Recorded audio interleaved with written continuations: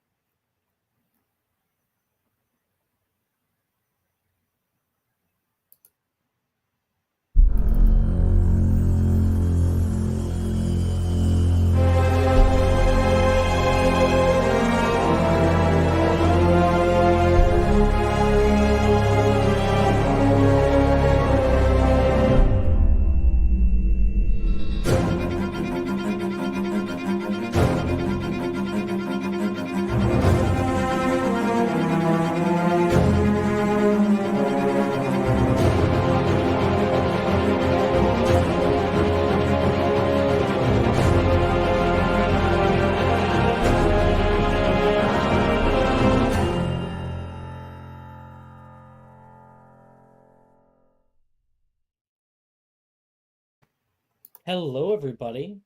Goodbye, Miguel.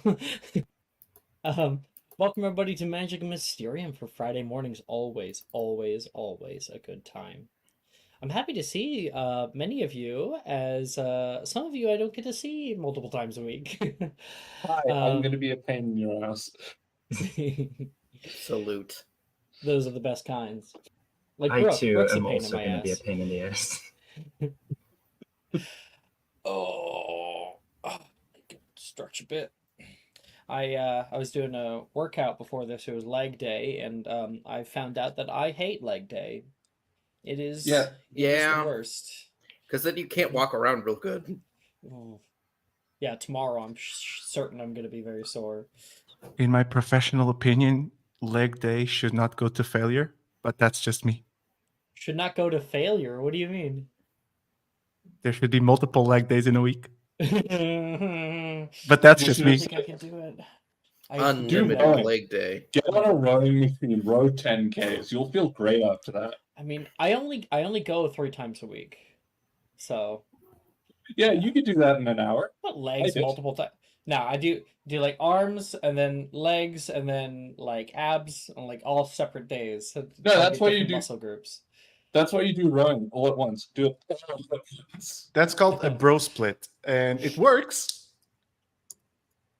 But that's the the failure is you cannot walk then. Yeah. You can't do anything. You roll, and then you Well, worm. last episode we all had together was our Halloween episode. We found ourselves trick or treating amongst everything, but a little story came about, and I loved the way it all fit together. I was like, oh, yes, perfect. We. Lemon, did you change your hair too?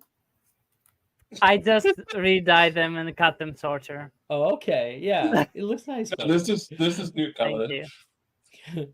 um, so we oh, we went around Hogsmeade, and we got intrigued about this abandoned building that was in a major city thoroughfare, and decided, hey, it's Halloween. Let's go have some fun. We brought along Janice, which seemed a little bit lackluster at the idea, because she knew exactly what building that was, her childhood home. we fought against a ghost, a poltergeist that had actually I think it's not a poltergeist in this game. It's called like a wraith, who was her Yeah. grandfather, and some of us found ourselves locked in rooms and put up in different places, and Janice eventually had to intervene, pushed to the brim with her friends. So pained by someone close to her. And we came back after that. 2 a.m., heading back to the school late at night. Janice and many other people completely drained after the experience, but plenty of candy to eat in the coming months. The next week of school flew by in a flash. Quidditch tryouts, more arithmancy homework, and difficult transfiguration concepts were all you could focus on. But the memory of that wraith still haunted you. How close some of you came to an untimely end. Snow fell and melted, fell again and melted, after the incident, blanketing the Scottish countryside off and on with a comfy pillow of November snow. This November is quite warm, however, oddly. This weekend, there seems to be a warm spell coming through, especially. And with the start of the new weekend, clubs begin. We find ourselves in the weekend, early in the morning. People are eating their breakfast, and everybody is dressed in just like their everyday attire, instead of like their robes and the uniform and stuff. So people get to express themselves a little bit. We're going to call upon a random person. Let's see what they're doing. We got D6.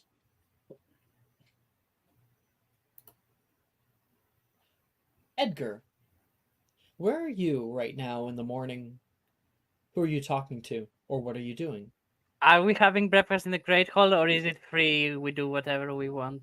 Breakfast in the Great Hall is happening right now. If you don't want to be there, that's fine. What are you doing at this time of day? No, I do want to be there.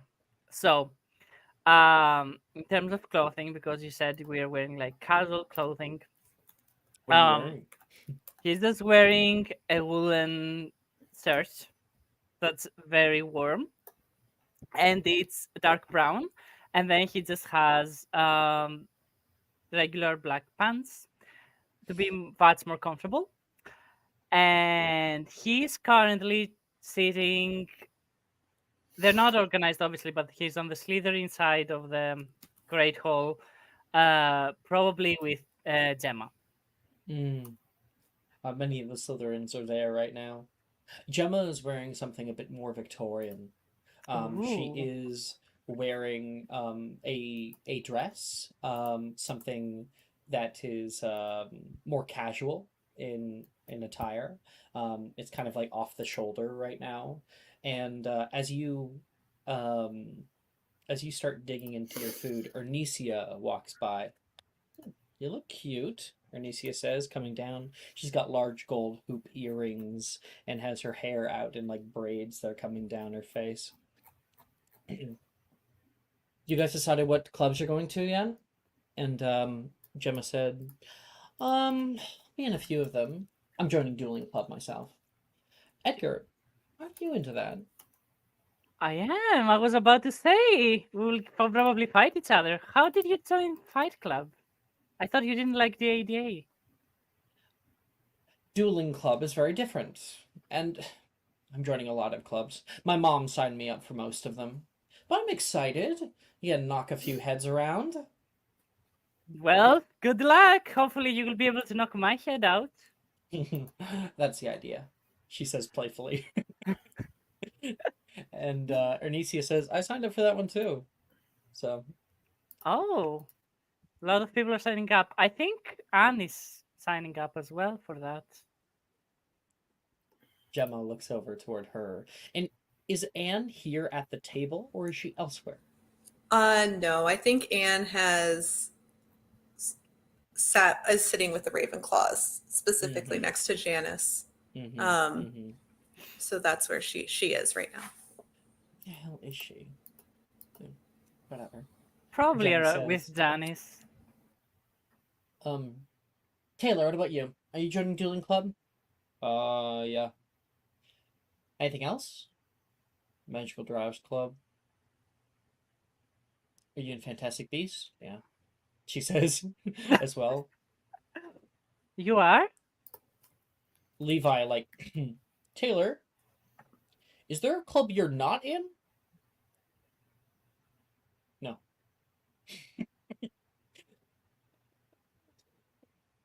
Still one word answers. You guys are very active. I only joined the dueling one. Oh no. I have spilled a little bit of water. Oh no. Oh shit. 1 second. No problem, take your time. Oh, damn it. Damn it, he missed Gemma. You know what happens when witches get water on them. Can only hope.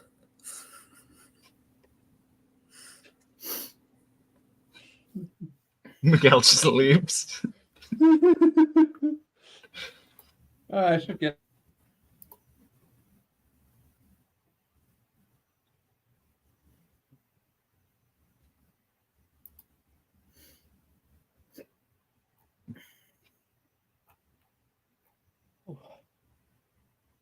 Why was that so antagonistic, Miguel? What do you mean? You looked directly at the camera drinking your water after the comment I made. Because I heard that I just left, so I was making a comeback. So antagonistic. Where are we? Right, Edgar. Yeah, I Taylor was just saying, revealed that she's wow, in every single club. wow, you guys are active. I'm only joining the dueling club. That's it? Yeah, No, that's a travesty. I mean, I'm gonna be in Fantastic Horticulture Club. You should just come. I didn't know we could be in multiple ones, first of all. And second of all, I'm really only interested in dueling. I might come for the fun of it in other clubs, but Gemma looks through her stuff. I'm also gonna be in the Wizard Chess Club. You should consider. yeah, maybe. That is such You a can't lie. wait to lose there as well. Because I'm going to crush you on the dueling club. I'm just telling you all now. Arnesia smiles from it. Pulling off elsewhere, Gemma's eyes like go over and then she can see Anne across the way. Oh my gosh. What? Anne. What are we looking at? Is she even here in the snake pit, or she's supposed to be a Slytherin? What? She is a Slytherin. You sleep together, right? Okay. You just don't get along. That's all. So she just I doesn't don't want to be understand what here. her problem is with me. I've been perfectly nice to her this entire time. I think your views on blood status bother her. I don't have views on blood status. You do. And pulling over, we show Anne. You are over with Janice right now at the Ravenclaw table. Mhm. And you can see Janice is kind of pushing around her peas on her plate. You okay? Oh, Are you okay? You're not eating. oh no, I was just distracted. She takes a few of them and starts eating. Are you signing up for any of the clubs today? Are you kidding me? Of course I am. Let's see here. And she takes out her like paper and hands it directly to you. You can see she is joining Wizard Chess Club. That one's a big one. She's in Magical Drafts Club. Is she in this one? Janice is in Dueling Club. Yeah. Oh, those are the 3 I was going to join as well. I'm only joining the dueling club one because Edgar's in it. I don't think I'm going to do very well in it, but I can always improve, I guess. Well, Professor Flitwick is teaching that class, and he knows a thing about dueling. I mean, why pass up the opportunity to learn something from one of the foremost greatest duelers in the world? Exactly. Yeah, I think it will be fun ultimately. I'm just, I'm not particularly skilled in that area. So, but he's the charms teacher, so, and I'm good at charms, so maybe there's something to that. Maybe I can get better. Who knows? Nearby, Saoirse spit takes. And she, Janice pulls back. Flitwick? Greatest duelist in the world? What are you talking about? What? You didn't know? No, what? And Janice rolls her eyes. What about you, Rose? Is there like a divinations club? There's not. No. There's not even a flying club. Flying club? Oh, I'd love a flying club. Then again, I don't think I'd be able to afford it with my time. Since we're Aye, we're um, really good. footage is well enough for me, Saoirse says. I just want more time. Between the choir, music, I don't know how many clubs I actually would wish I had joined. What about you, Anne? Will Oh. you be joining me in any of these? Yeah, drafts, dueling club, and wizard of chess, but none of the art ones. I'm not very good at any of that, or Quidditch or anything. Rose says, I'll be joining you for drafts and wizard's chess, but I don't know if I actually want to do the dueling club at all. Could always spectate. I know a few people who aren't going to be there. Brett? Huh? What? You're not going to be in dueling club, are you? Oh, hell no. I Wait! assume you're in the Artisans Guild? What does Camilla say? Camille is sitting there silently looking at this conversation happening.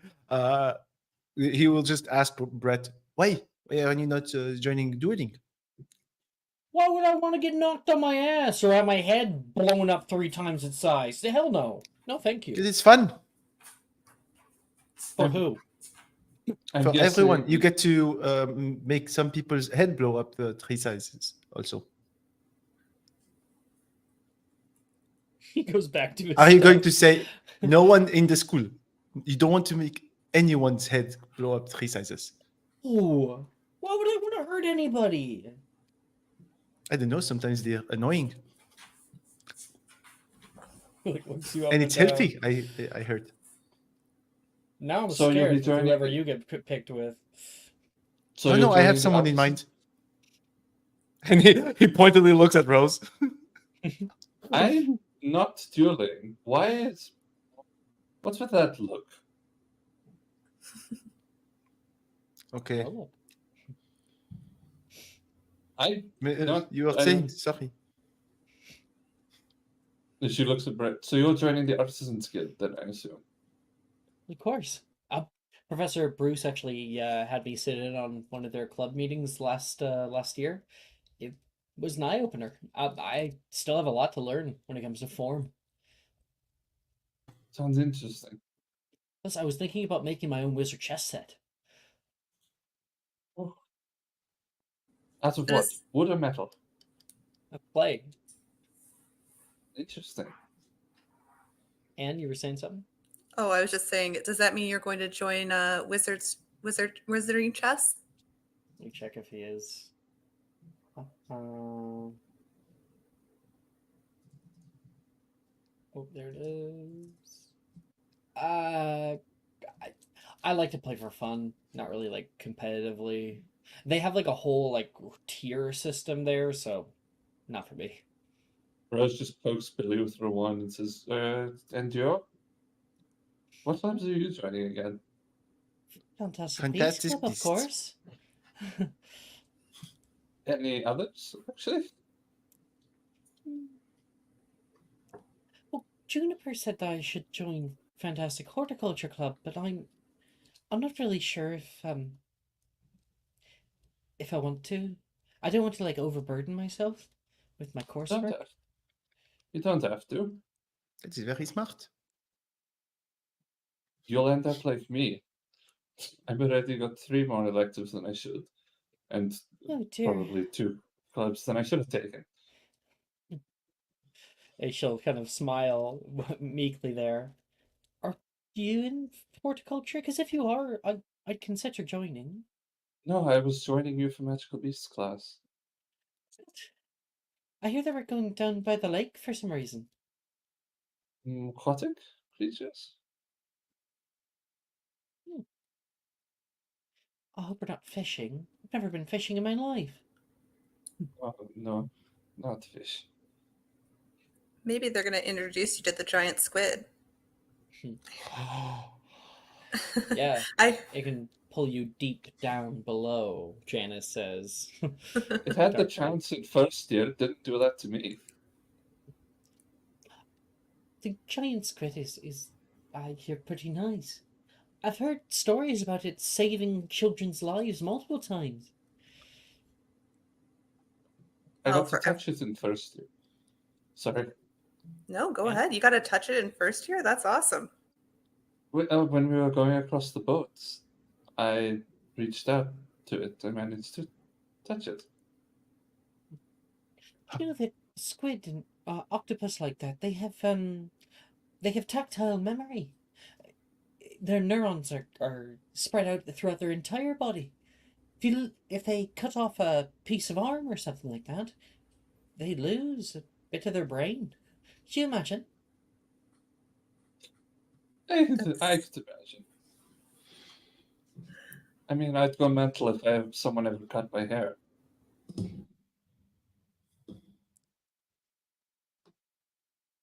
Janice will say to Anne, maybe her brain is contained in there too.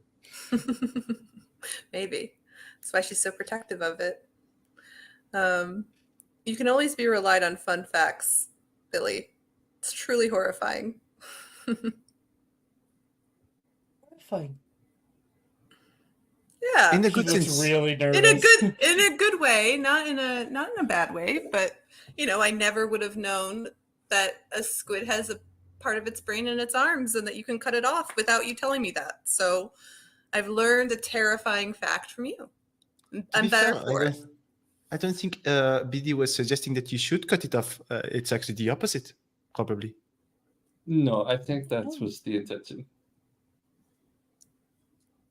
I think. What if you cut a part of a squid She pokes and you, put it Rose into pokes you another in the squid? mouth, pokes you in the side of Estelle, her cheek with a wand. Miguel's in the middle. Sorry, 1 second. Miguel.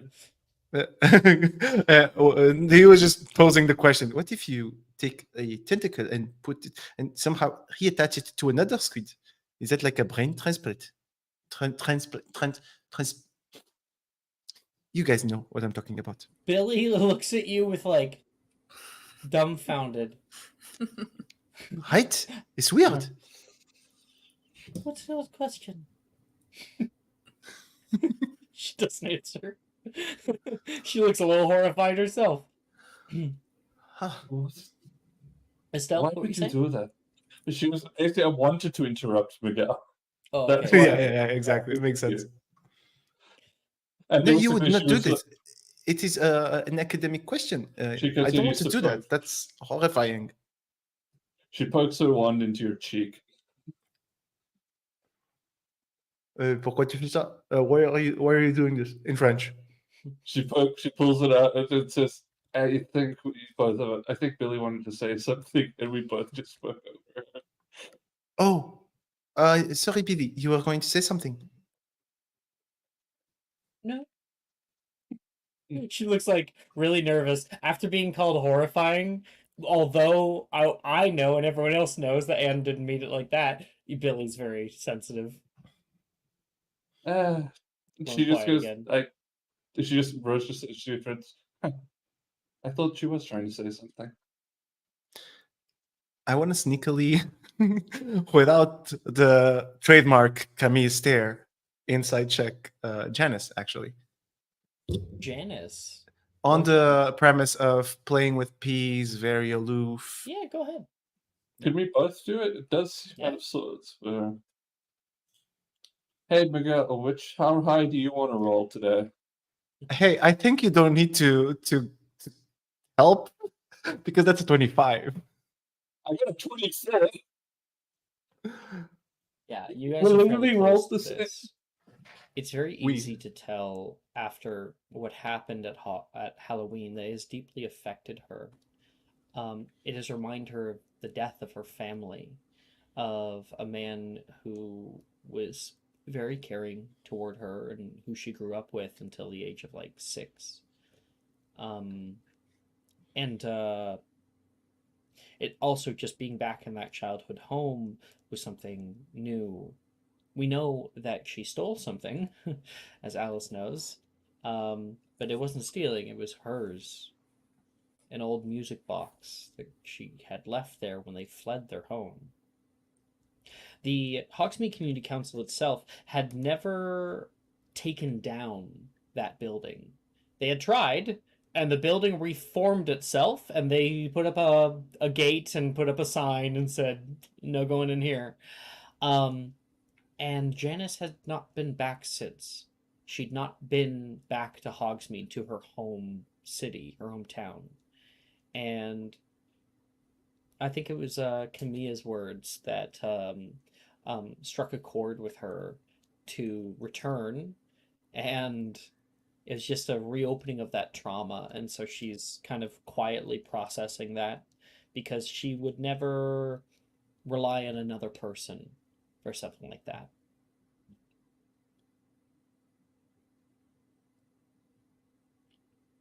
Rose actually reaches into her jacket and out of the pocket pulls out and looks at Janice and pulls out a small bag of licorice ones, the ones that she had managed to get after she had seen her in Hogsmeade.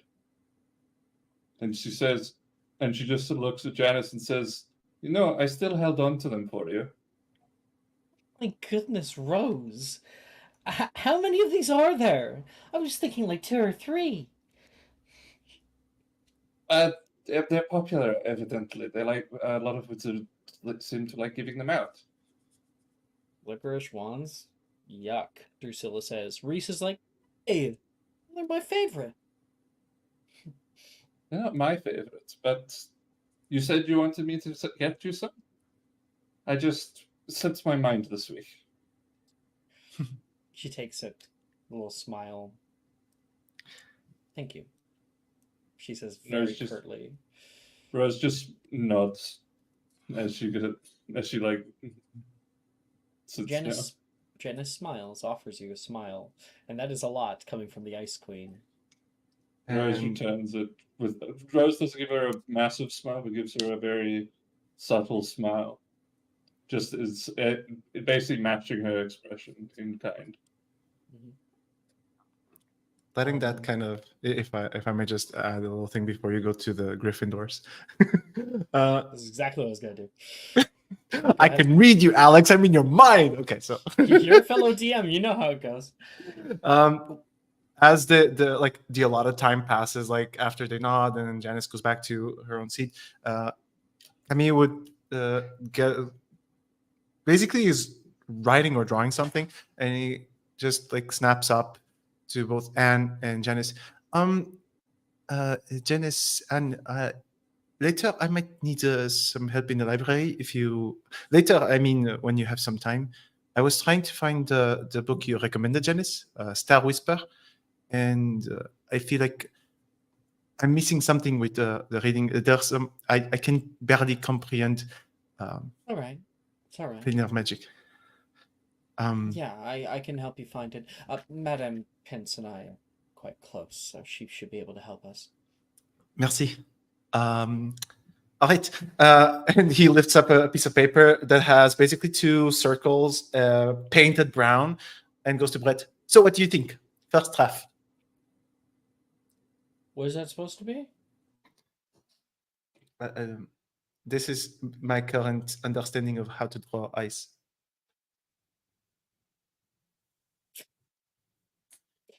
Join the Artisans Guild. Maybe we might be able to have a little more practice there. Well, I guess I am then. And he continues. Over at the Gryffindor table.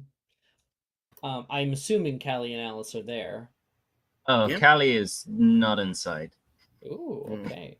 Alice, are you at the Gryffindor table? I am at the Gryffindor table. Okay. At the Gryffindor table right now, Sadie is currently marking off some kind of like worksheet for Darcy. Thank you. You really should get this in. You really should finish this before the due date, not after. 1 second. Yeah.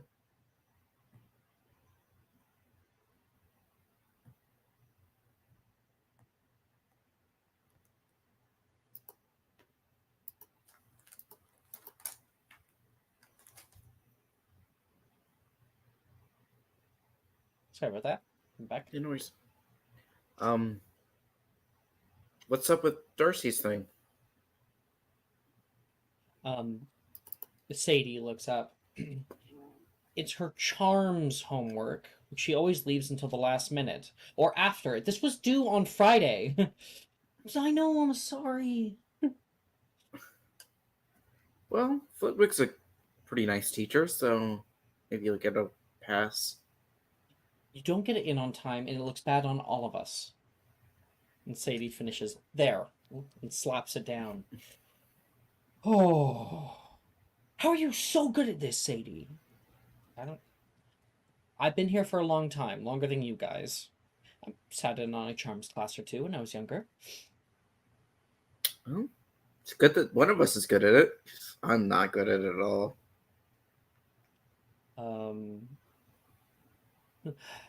Oh yeah, let's see. Yeah, you have a P. Well, I did have an idea for a new club, but you're not allowed to make new clubs or be the captain of one until like 5th year. I thought about a study buddies club, and Nate's like, yeah, the 2 of us were going to go in on it, kind of get people together and have a crowdsourcing for studying. I mean, that is very useful. I mean, I don't know if it screams Gryffindor, but like, yeah. Why does everything have to be about house? I don't Sadie know. says. It's just She seems like a stands up. Ravenclaw idea. That's all. I have to head out. I will see you guys later. And Darcy, like, see you later, Sade. Bye, Sadie. Nate looks around. Anyone seen Callie? I was supposed to give her something. No, she was there this morning, right? So I don't know. Was she, Callie? Callie was there this morning Hmm.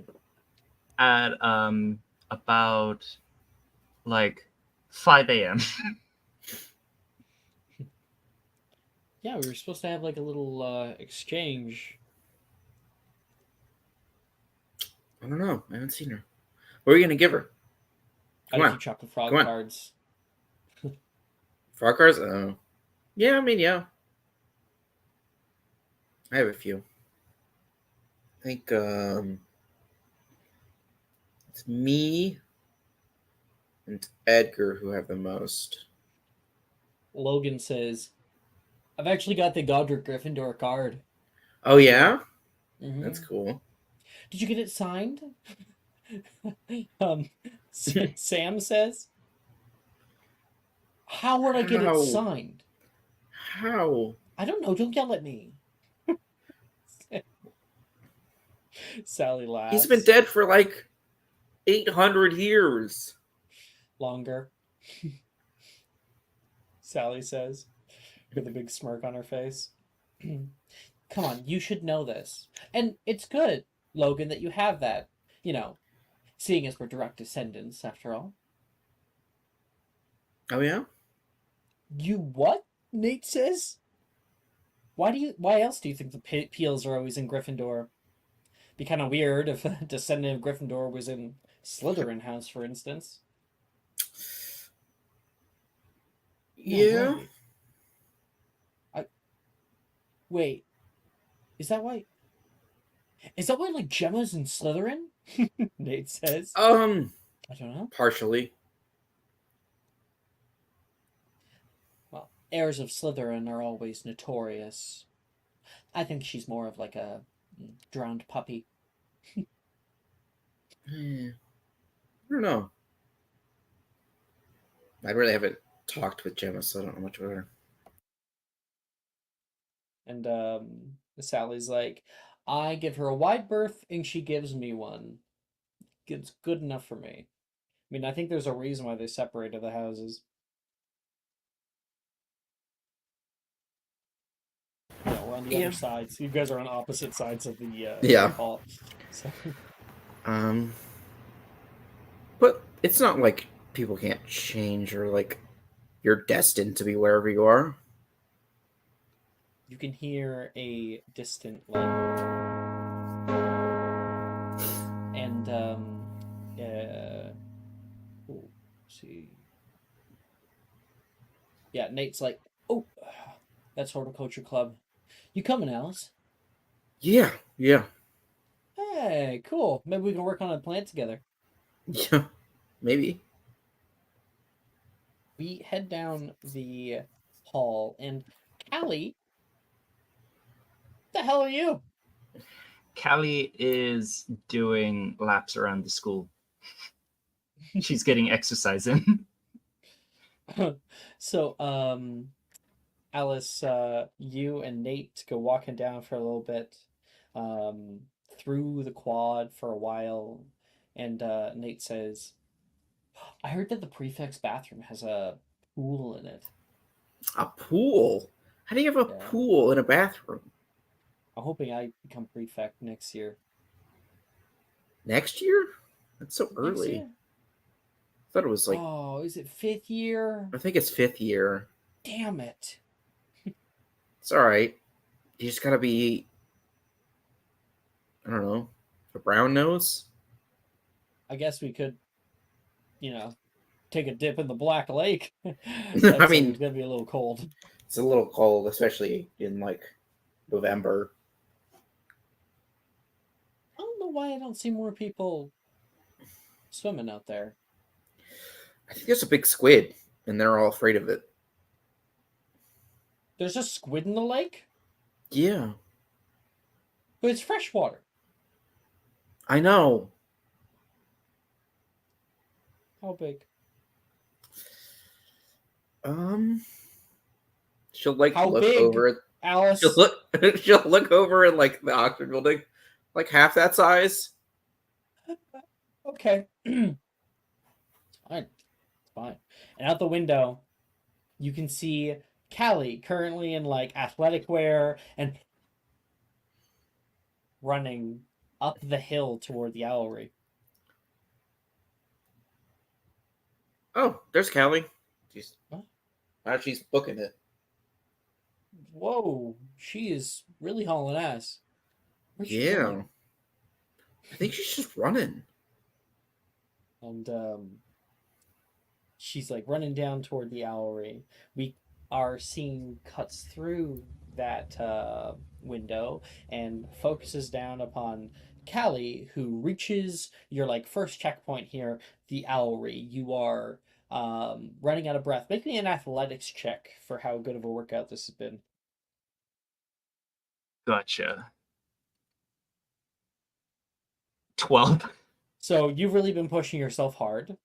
You are very, very. I mean, yeah, tired. she started running at about 5:30 a.m. Shit. She's exhausted. Oh, you plop down onto a stone bench inside the owlery. You can hear distant screeches of owls. circling overhead, seeing them come out of their little cubby holes. And you can see a house elf right now grabbing letters and placing them inside some of the little cubby holes.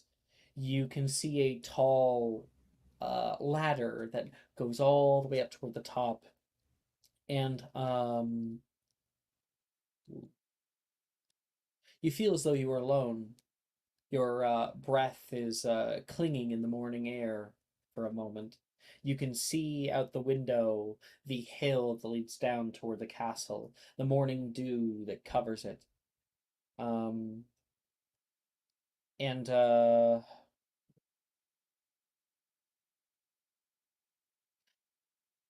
you're sitting here for a little while, and then you can hear footsteps, and coming up from a underground staircase, you can see Rin with a little bundle of letters. My goodness. Kelly will try to wave, but like lifts her arm slightly and then it just falls back down. Hey, Rin. Sorry, I wasn't expecting you to be here this early. As on a run all morning.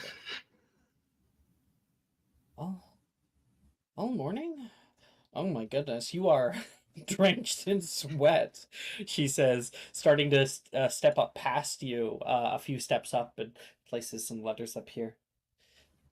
What are you doing here? Sending a letter? No, this was one of the checkpoints. She like wipes a like ton of sweat off her and just flicks. She comes by and after putting the stuff up there, plops down. I come here every weekend. My mom likes to get little packages, so I send her flowers sometimes that I pick from outside, or I steal a little thing from the common room. Don't tell Sprout. I won't. Also, I am sending Kamiya a stink bomb in the mail. So she has like a little package that she's holding. Nice. I'm not entirely sure what specifically he's done this time, but I'm sure he deserves it. No, this is friendly. It's like a friendly, funny thing. You still think it'll be funny? Yeah, it'll be pretty funny.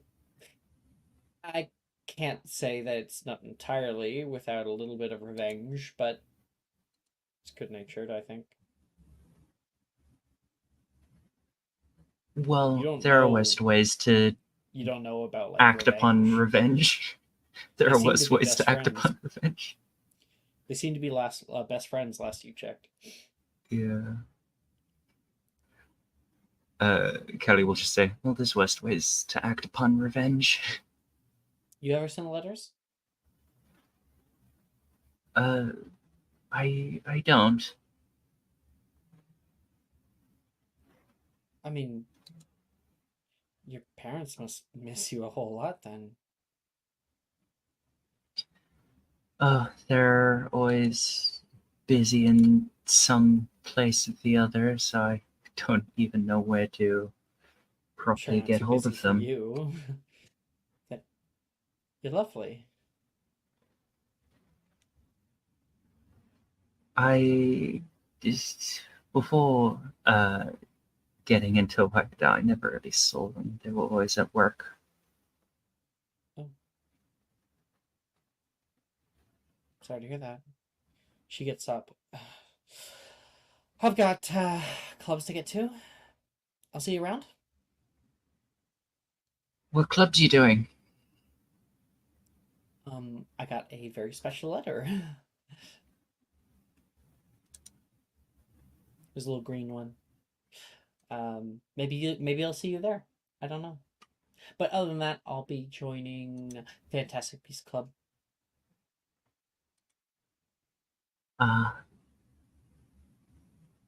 I'm doing dueling and artisans. Artisans. I didn't see them on the list. What is that for? It's like a I think a sort of DIY artsy club. DIY. Do it yourself. It's where you Oh. can make all sorts of art things from scratch. That sounds like fun. Why didn't anyone tell me this? I'm going. I don't care if I'm not signed up. I'll see you there then. See ya. She heads off, and you're alone again. You sit there for a little while, quietly.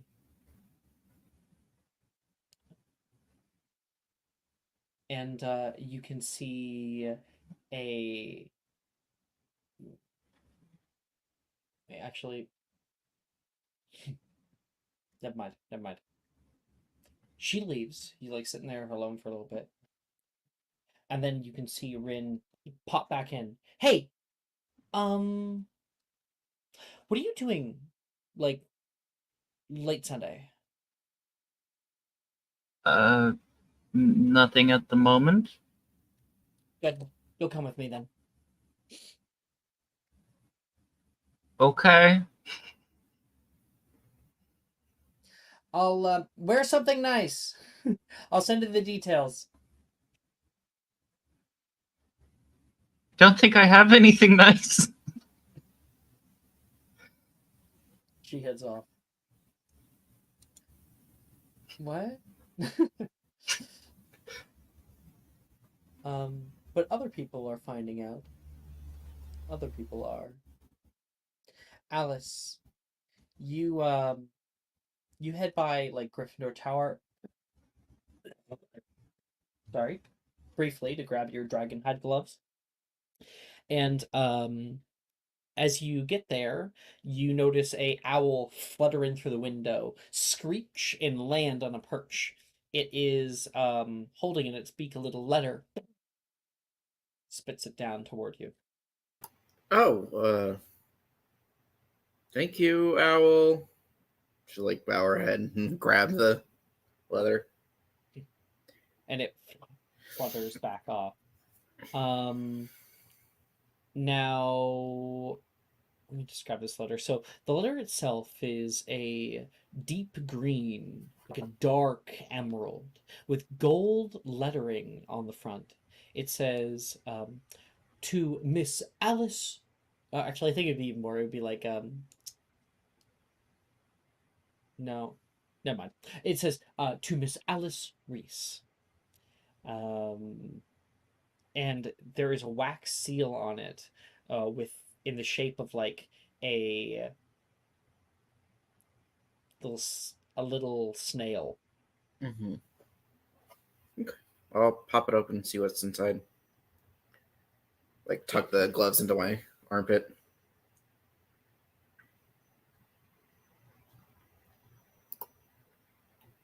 There we go.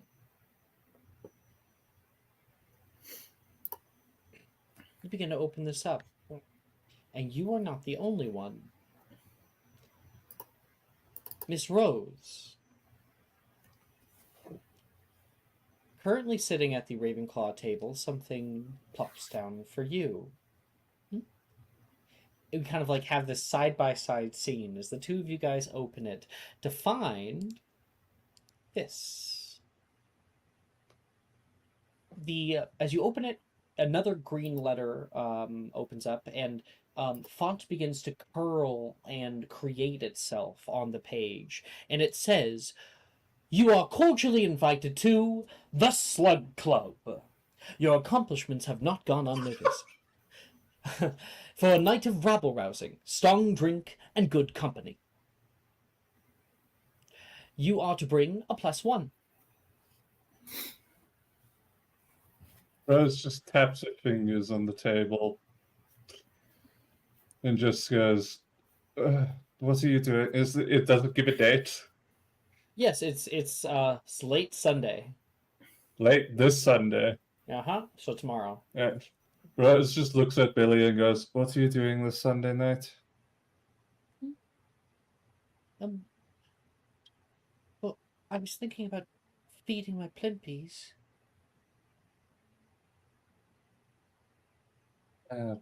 Anything that would...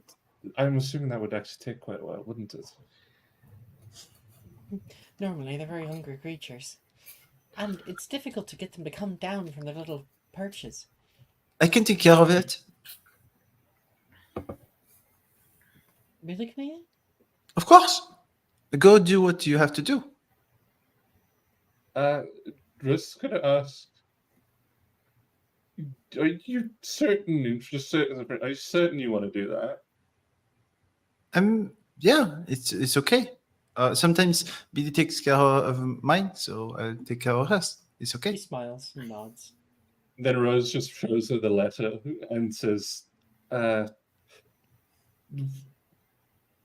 suppose I should get one of my better dresses then.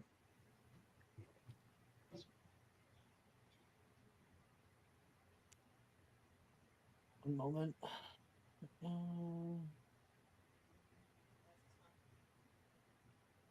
All of you wear such like proper casual clothes. Rose is not. It's 2004. You need the double shirt. The two of you are invited to Slug Club. Rose, you of course are inviting Billy, and Alice, it's still up in the air as to who you're going to be inviting. Yeah. Now, Can I just ask Alex? Sorry. At the Ravenclaw table, anyone else got a similar letter? yes, multiple Ravenclaws. Yeah. Drusilla and Janice, I think. Janice did. Of course. Rin did. Drusilla did. Yep. Okay. Thank you. And Edgar, you see plop down in front of Taylor a little green letter. What is that? I don't know. Open it.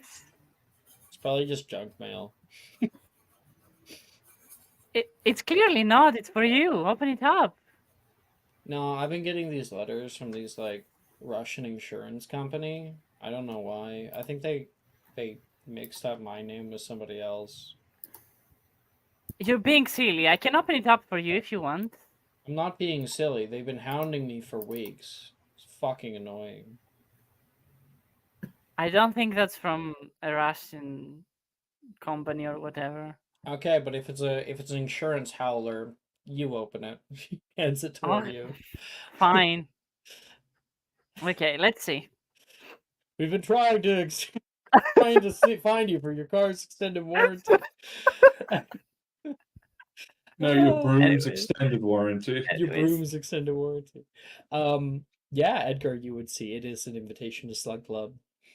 Wow, you're invited to the Slab Club. The Slub Club? Slag Club. Probably Professor Slaghorn's club. I don't know. Oh, okay. I thought it was gonna be like floggerworms. And you apparently can bring another person.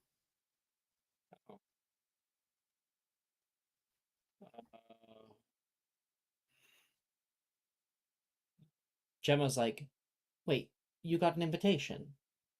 Yeah. To Slug Club? Yeah. And Gemma, like, looks down, looks up, waiting for maybe an owl to come by. I'm sure mine's still in the mail. Yeah, probably still in the mail. You can be Taylor's +1 if you want to go. Actually, I was thinking about inviting you. Oh, me? It's I don't fine. know. Never mind. I can go if you want me to come.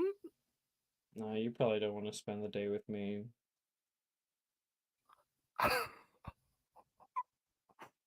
I don't mind. I'm curious actually about this Slug Club. We can go. We can go. Okay. She looks a little bashful. She looks down and is happy. That's so cute. But you don't see it on her face. That's so cute. Oh my god. And yeah, Gemma Gemma is adamant that it was probably just like a larger package that's coming her way. I'm sure it'll maybe come in tomorrow. Slughorn is a man with a lot of pizzazz, so Yeah. Maybe you got invited into other teachers' clubs. Maybe they have their own things as well. why are you so certain? Ornesia says.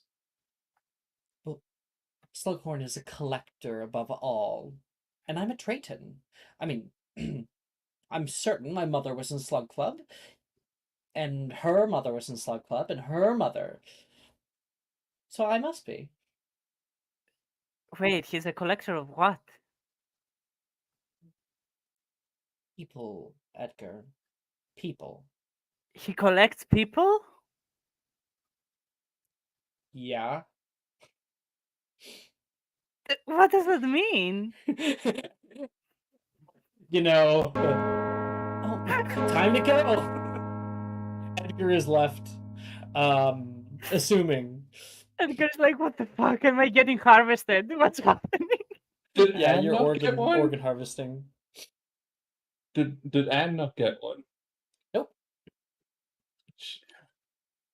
Nope. Damn it. It's okay. Johnny's got one. You know what that means. We'll see. We'll see. So true. Okay.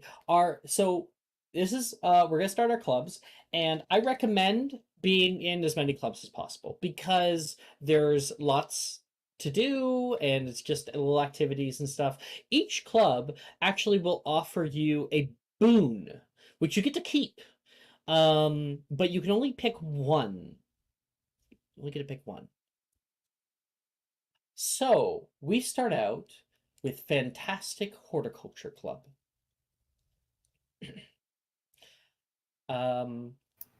Who here is in Fantastic Horticulture Club? I am. Alice? Screw it. Rose will change her mind and show up. All right. Camilla?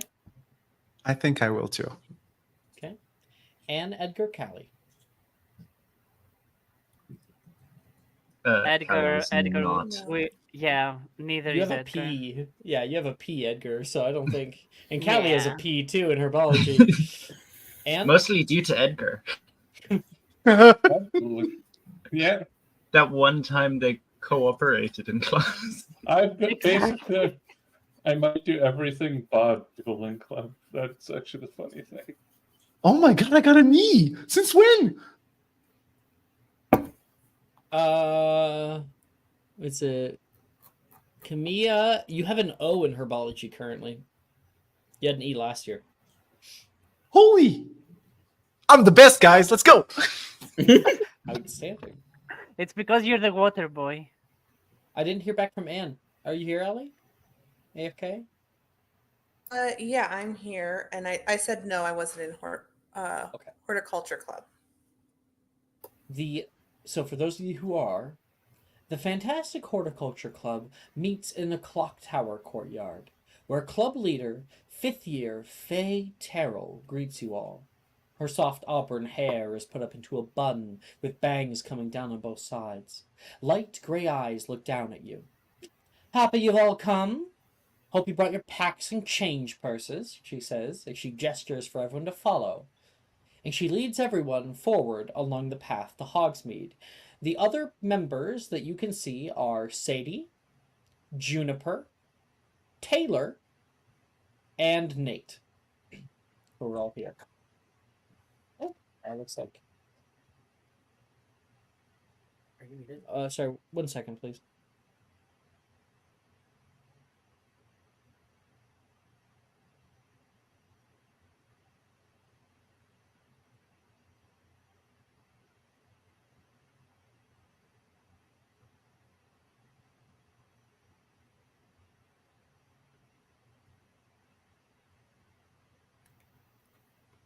I got food. And it looks very messy. It is pulled pork hot dogs. I want that. That actually sounds really good. I want to be able to reach and grab those through the screen. No. Mm. I'm gonna take a single bite of it, and then we'll continue. If you cover yourself up, Miguel, you disappear. Alex must share with the class. Yeah, Did you bring did enough you for bring the enough? class, Mr. K? No. That sound.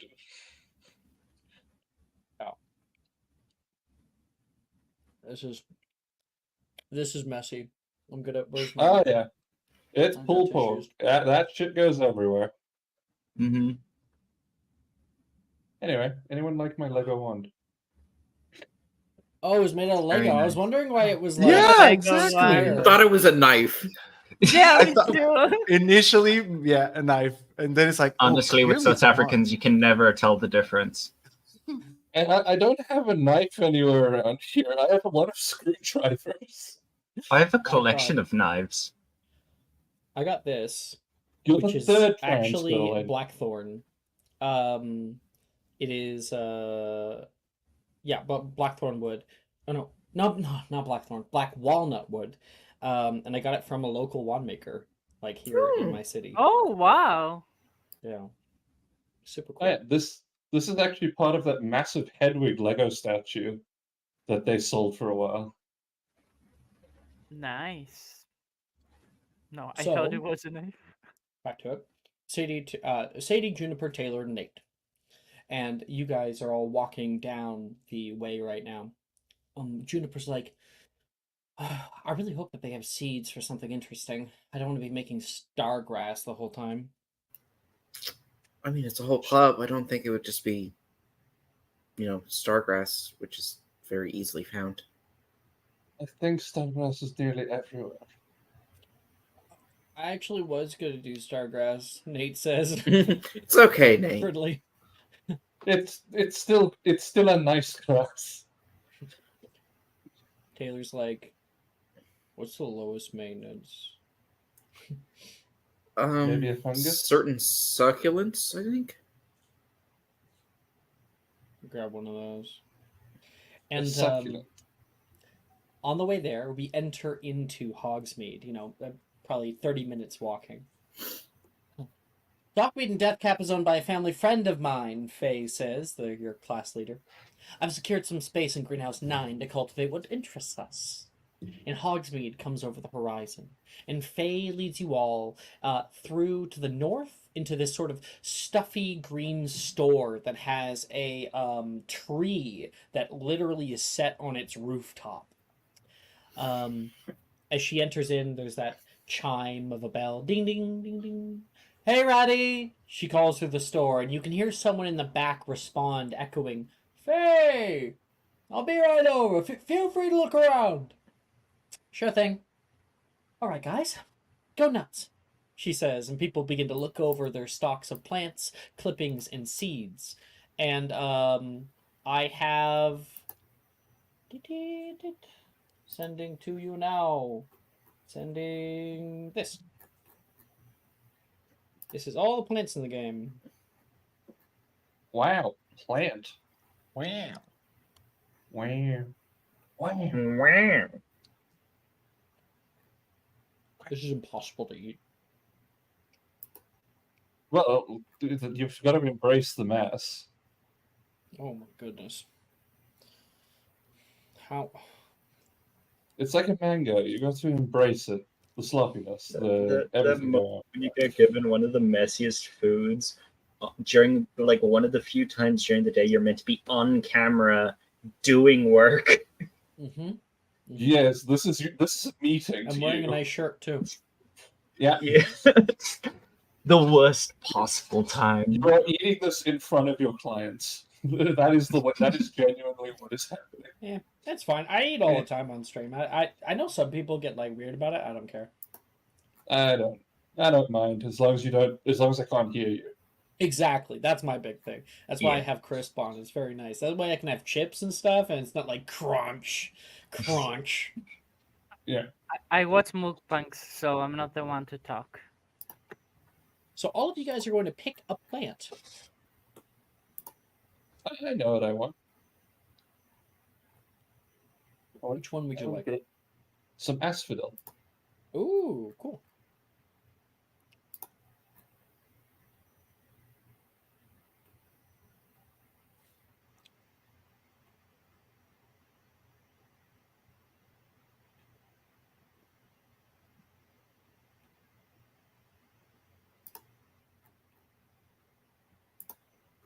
You guys can see a few of the other students. They're looking around. Nate does indeed Saffron. find stargrass seeds, and he looks really happy with himself. Sadie's looking around for something, finds some flowers. Where Rose, you're able to find that asphodel. Juniper is being very, very picky, looking over so many things, and then she suddenly presses herself against glass, and behind it, she can see a glass dome with like a bit of curled vines inside of it that softly move. She grabs it. Absolutely. You. She pulls it in. I kind of look at her and just think, is she conscious still? Just say, she's still here, or is she going? Is she gone? Is she just completely gone now? And you can hear her like muttering and talking to the plant, like, "You look like you want to come home with me." Now, well, don't worry, I got you, okay? What should we name you? She's gone. I think we've lost her. Camilla, Alice? I'm looking for fire seed bush. Yeah, you can definitely find some fire seeds. They are in like a tin foil holder because they are hot. Yeah.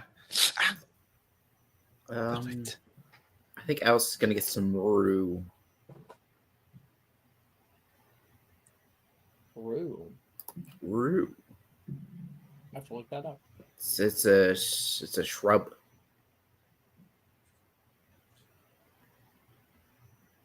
There are many types of shrub. It's evergreen shrub. Is it gonna load or what? There we go.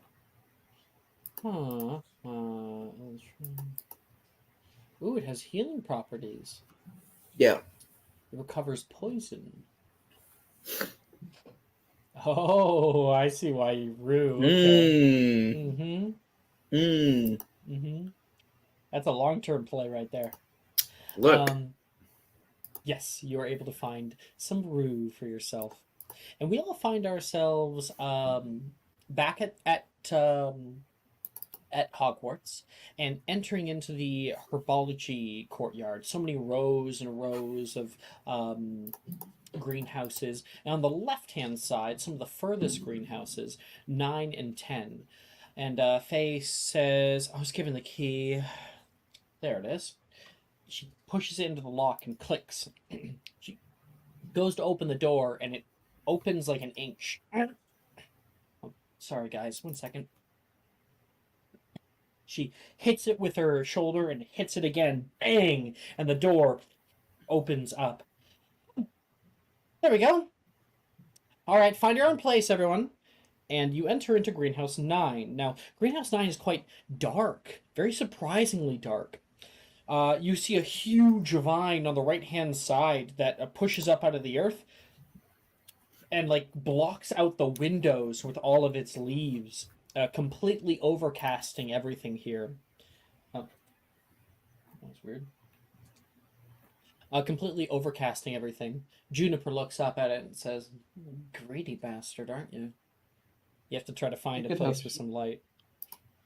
Or, I have an idea.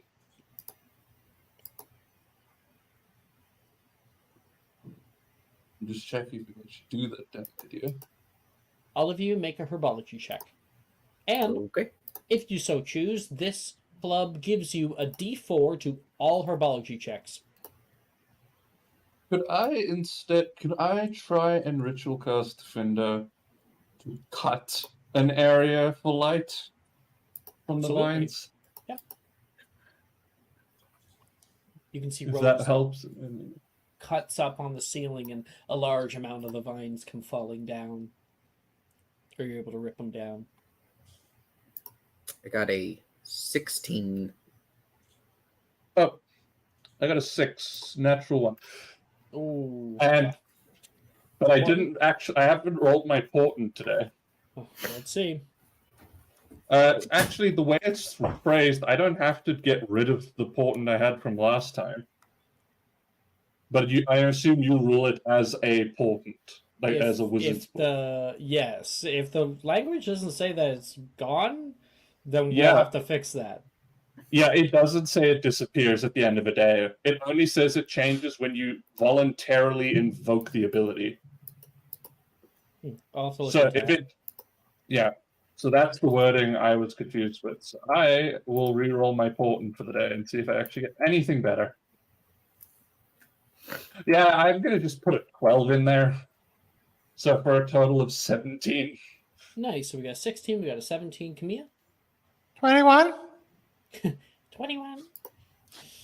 I love that vine. What's 9 plus 10? 21. 21. stupid. All of you guys are successful. And you all, by the end of the week, are going to have like the startings of Rue and Asphodel that's blowing in the wind out here, and even Camilla has a little flame that's coming up out of his pot. Fireseed bush. You can add that into your inventories. And to be noted, using fresh ingredients for potions, such as making these, makes it so it's easier to make a higher quality ingredient like potion. So I'd get a higher quality Wiggenweld potion if I used Asphodel. really what it is that I'm not so regimented with it. If you want, you cultivate it, which you've done successfully, and you just add it to your inventory as one fresh potion ingredient. It can be used for any potion. Yeah. Okay. Mm-hmm. Get like a bundle of fresh potion ingredients. I'm hoarding this until 6th year, basically. Yeah. Okay. Now that we got that settled, our next club, Wizard Chess Club. Hi. I'm here. Edgar's here. And is there? And nice. Callie. You really think Callie is smart enough for chess? Rip. You Edgar have is higher hopes there. for Callie. Edgar is there. Let's have the seer play fucking wizard's chess. Let's see how that goes. Camilla. I'm not there. Fuck chess. I think it's. Wow. Fuck chess. Chess isn't that fun, but Rose is a, Chess is great. Rose This is a is snob. wizard chess, okay? You're It's right. different. You're right. I The wouldn't, figures different. kill each other. You're right. I wouldn't say fuck chess when it's literally sentient. Pseudo sentient. Maybe you will. Pseudo sentient. But the chess pieces might get the wrong idea. The chess Thank pieces you, will Jeremy. get the. The Wizard Sorry. Chess Club meets in the Great Hall. Sets of chessboards are set up along the length of the tables. Welcome to Wizard Chess Club. A sallow-faced Slytherin boy speaks up. He has straight black hair with one long white streak running through it. His name? Harris Hornet, 7th year. Wizard chess is a game of cunning strategy. Millions of different possible moves. The Nimzowitch defense, the Torre attack, the Reti opening, the Queen's gambit. You will learn them all, and how to counter them. You have all been given a number based on your ranking within the club. Those of you who are new will gain your ranking today. Find a partner of equal or lesser rank, and we will begin. And Rose. the other people in this club are Reese, Janice, Nolan, Drusilla, Delilah, Darcy, Morgan, and Taylor. Okay, I will choose last, so everyone else go ahead. Rose. I kind of want to ask Anne. What? To be Aren't you in partners? wizard? Yes. Oh, okay. Yeah, that's fine. Unless Janice is in here, then you probably want to go as Janice. Janice Janice is isn't in here. And Rose would notice that probably they go as Alice. Okay. All You right, look. then I'll You be see her with look Jan. at you. Look. You see her look at you. Look at Janice. Gesture towards her for you, and then just turn around and go find Alice. Okay. Janice is like, What the fuck? What? I don't, What? I don't know. Do you want to be partners? I guess. What? You want to be partners with me? Yeah, of course. Hey, if I lower your ranking in this club, it's not my fault. Noted. Same for me. We've both never done it before, so I don't think we can get less than 0. I think we're starting at the bottom. You've never played wizard chess before? I've played with my father. He's pretty good, and I'm pretty universally terrible. So I'm hoping that this will improve my strategy. And I'm sorry. She sits down at her side.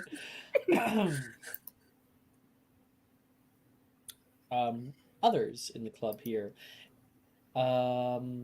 Rose, you look around and you can see sitting at another table, Billy has shown up. Hi, Rose. She would come down and sit with her and just say, I didn't think you would be joining. Oh, I'm just here to watch. Oh. Then Like a little cheerleader. Chess is such a boring thing to watch. I don't think so. My brothers used to play it all the time. They'd end up in screaming matches for hours. Sounds more like they don't know how to play chess civilly. It's wizard chess, after all. There is a tact. She's very French in Who are you going to play government. against? She joins towards Alice. I think Alice. I haven't spoken with her much lately, and I kind of want to sit with her. Good luck. I'll be here. Thank you. And that means all the more. You go over toward Alice. Oh, hey Rose, what's up? Bonjour, Alice. So, how about it? Oh, the chess. Yeah. Oh, yeah, absolutely. Why else would we be here? Sorry, my cat just fell on me. I gotta pick him up. From Gilgamesh.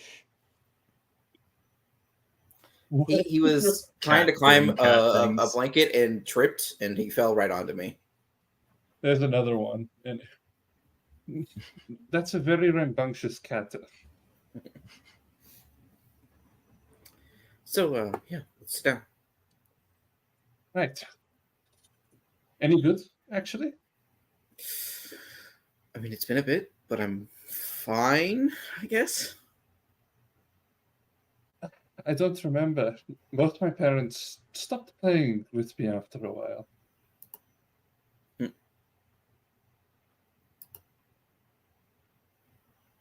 I just noticed a lot of you guys posted outfits. Yeah. I've seen them now. I like how Rose is wearing too much. I could describe what Rose is wearing very well.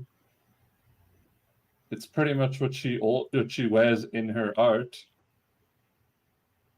I picked the 2004 special, the long sleeve shirt with a short sleeve shirt pulled over. I love it. Yeah. She's so rock. You are all wearing completely reasonable things. Rose is fucking up.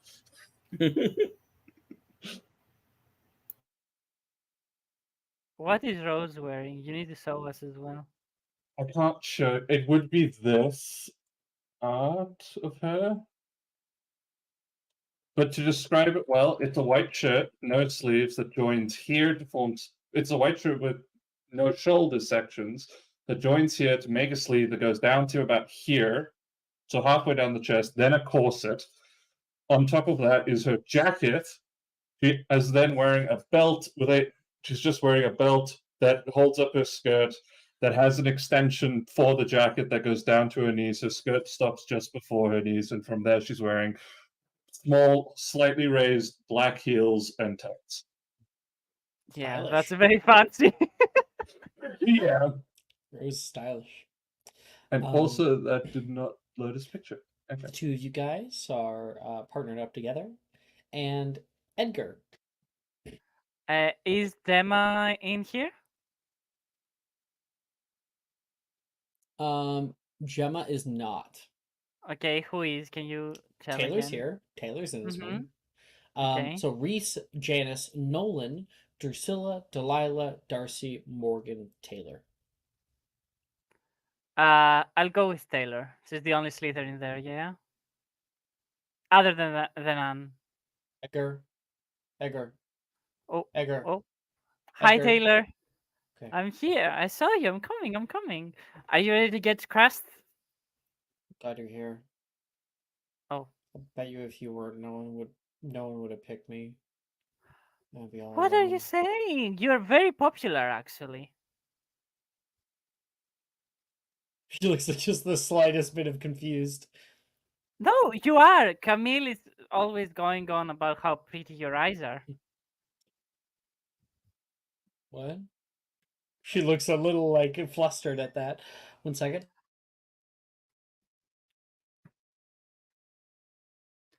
Always with the plausible lie, huh? It's the smart liar. Camilla talks about me? Yeah. Oh. I didn't know that. It- I think you can hear like the everyone, let's get started. And like Taylor's like, Fine. Edgar, you're really in the know with a lot of people. I try. Why? You have like a good network. Again, I try. Why do you need something? How do you do it? You just tell people what they want to hear, and then you become friends. You didn't do that on me, right? Of course not. Okay.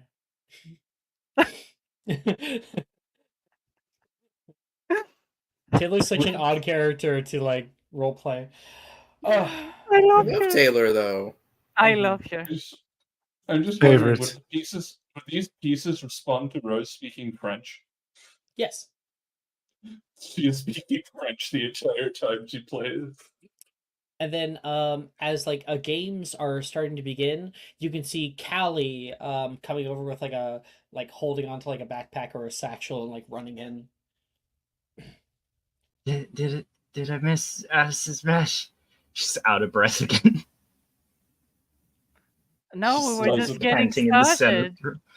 Rose What's would with gesture you? over there, it's saying in French, she's actually over there. Then realize I'm right it's- here. Great. Ah, Alice, Oh, show God. Rose why the French always give up in wars. Yeah, okay. She starts cussing in French. How fucking dare you insult the military press of my great French nation, you bitch. Rose is spent 1,000 waving the French flag left and We'll right. spend 1,000 years Why would against Rose the wave Blasting the La French. Marseille. white flag this early? That's the royal flag, you. That's the royal Bavaria, flag. white. Okay, yes, the French did have a white. They did have a white flag for a long time, but it did have an arms.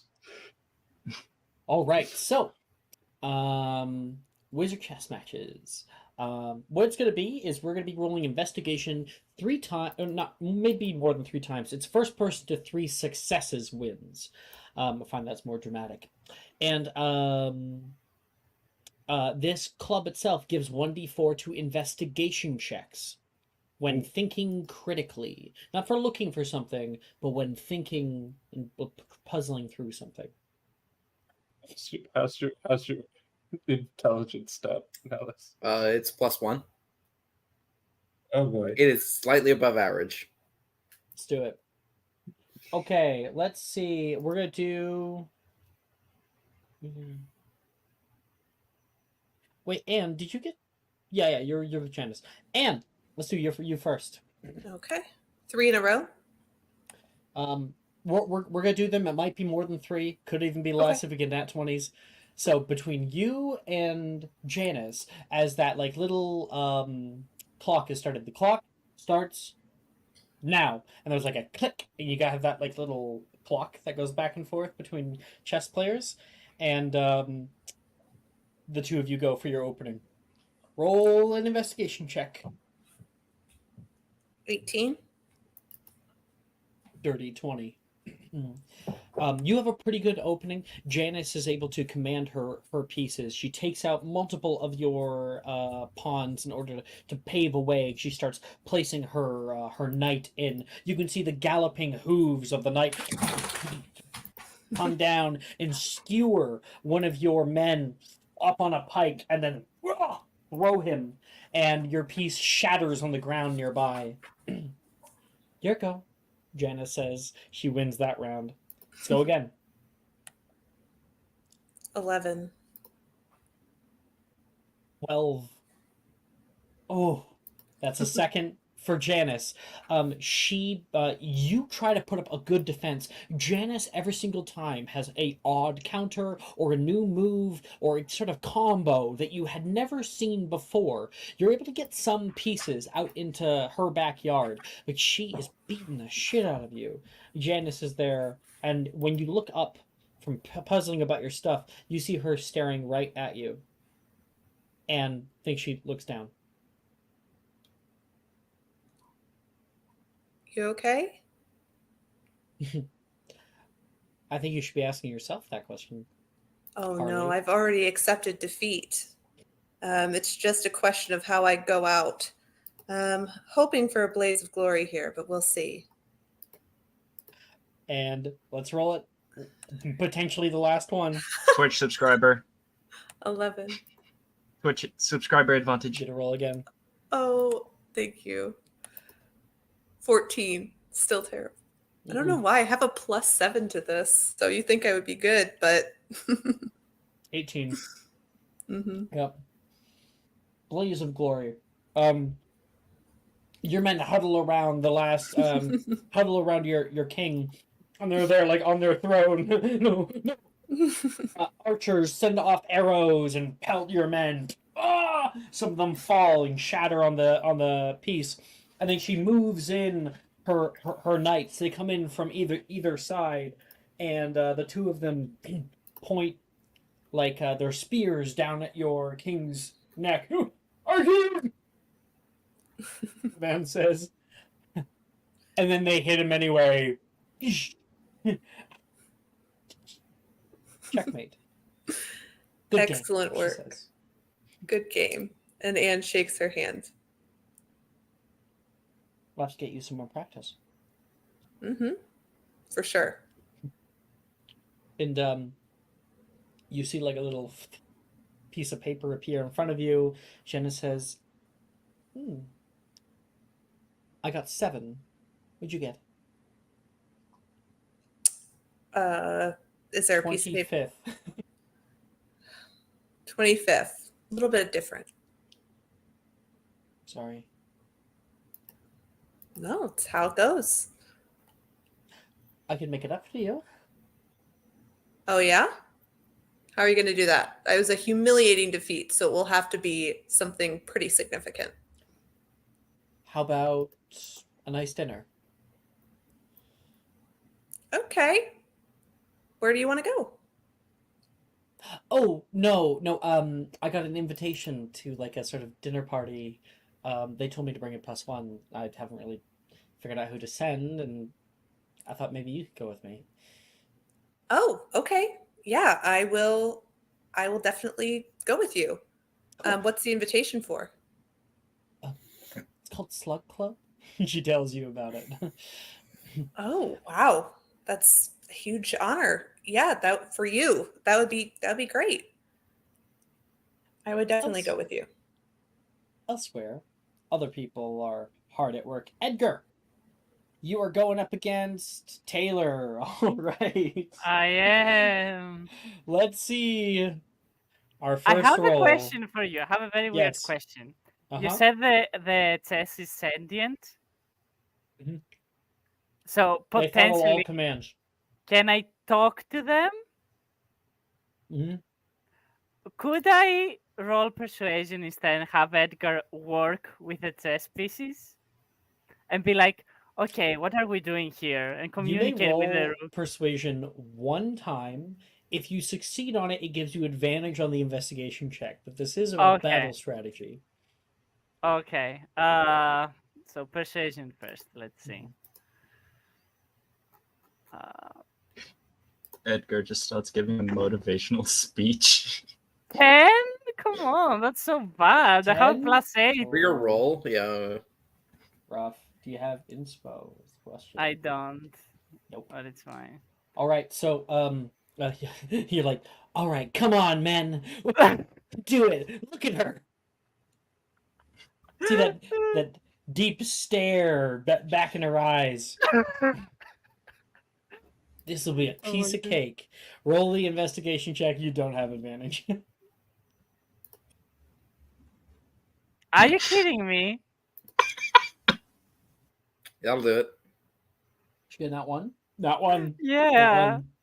So you're like, all right, Taylor, let's take her down. And then the camera moves and cuts and swivels around, and it's a few minutes later, and you're like, how the fuck? You look down and you see so many of your men are dead. The other ones are beginning to flee. Fall back.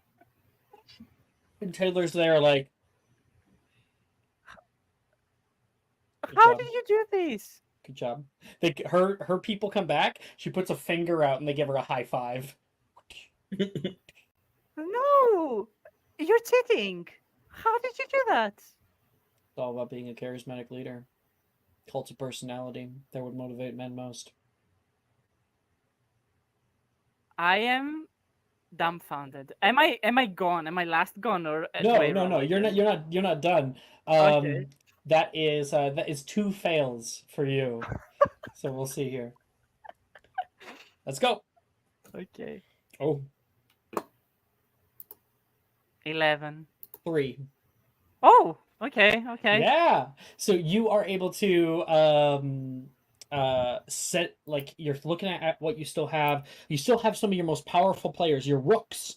And you're able to come on, huddle up. There's a little whisper, and Taylor leans forward a bit, and you notice her doing this. She'll pull back. And a second later, you have a new strategy. Your rooks come in, little archers pop up up top, and they begin to fire off arrow after arrow. Taylor sees the barrage heading her way. No. Shields. And they're like, what? And they are pelted with arrows. Her men are taken down. Fuck. And let's go again. 15. She looks up, looks at you. You see her hair slightly in her eyes. And there's this odd look in her eye. One that you don't quite recognize. There is a very pissed off demeanor. And she... you can see on her side, there is... certain men are taken, some of the pawns are taken away. Oh, whoops. I accidentally unplugged something on my top screen. I'll have to fix that in a second. And you're not really sure what they're doing, but some of her men are... I think she'll look at you. They need to be re-educated. So She is a dictator.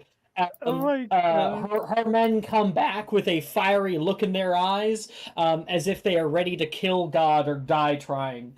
And her men fight with a ferocity never before seen. There we Okay. are. Wouldn't Do Taylor not be their fail me god? again. She wins. She got an 18. Oh my God. Okay. This might be the last roll. You guys both have two successes, I think. I know. She has 2. You have 1. Let's go. Okay. 13. She basically turned them into the Wehrmacht. Yep. 13 as well. You kind of use your persuasion to be like, fight their good fight, you know. And you guys both got 13. I'm gonna give you the point since you're the underdog Okay. here. You're able to hold that line. She loses some men. You guys are now on equal ground. Okay, guys, this is it. The final push. We either die or we kill them. I know I should have invested in planes. 10. And let's go again. What'd you get? 10. Bring in the secret weapon. The what? The secret what? Not the secret weapon? You can see the men have formed themselves into a sort of tank that rolls up out of the back end onto the board. Fire. You see your men go flying.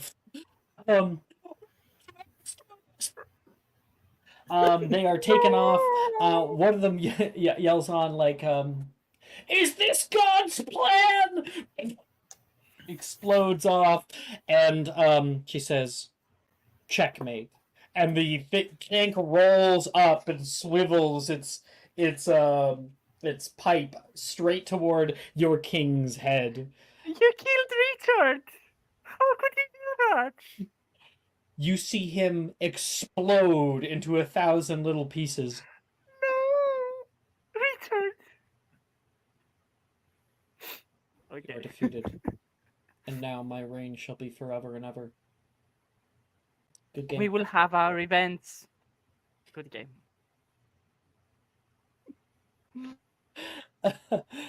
Rose and Alice. Let's go. Yeah, I'm gonna try to fix my screen here. While you guys do that, while I do this, you guys roll for your stuff and decide on how it is. As shown, you can literally do anything. It's wizard Right, chess. yes. It's not regular chess. Rose starts speaking. Basically, begins giving a speech. I am not going to try and butcher this French. It would be something like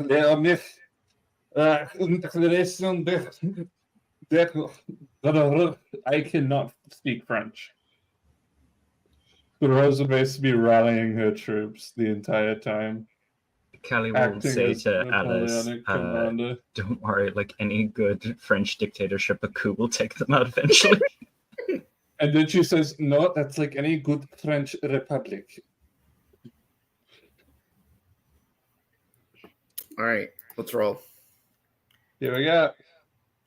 My +1. We got a 12. 19. Back. Fix Yep. it. How'd the first roll go? Rose won. 19 versus Yeah. 12. Okay, Rose. How? Oh no, it's happening again. Alex's shit's bugging out. Oh, is it getting the robot-y thing for you? No, it just flicked for a second. You're okay. Oh, okay. Oh, that's not just me this time. Good. Sorry about that. Rose, what do we see as your opener? What kind of mayhem do your soldiers enact upon the opposing army?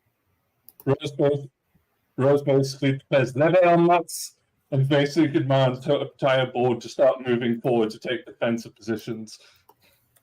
You can see they all move as one. The shields come out.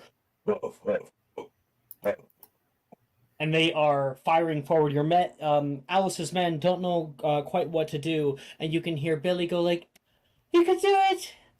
And Callie, you watch as Alice's men are cut down one by one before they're able to create a defensive position. Shields, men are hitting like some kind of medieval battle, just fighting out together.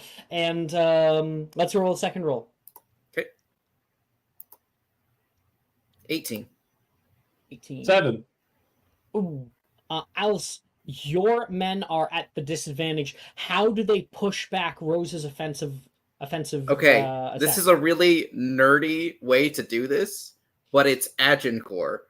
I'm England, they're France. I'm The letting them longbows, come right? in, and I'm just gonna pelt them on the sides with my arrows. So Rose, you think you've done like a really good play here. They are firing forward. Oh, I almost want to like. Alice gives like a Henry V Shakespeare. Oh, there's a really good. Rose's like, if she had it with her, would be beret, French flag, French Revolution with the rifle, looking right now if she could.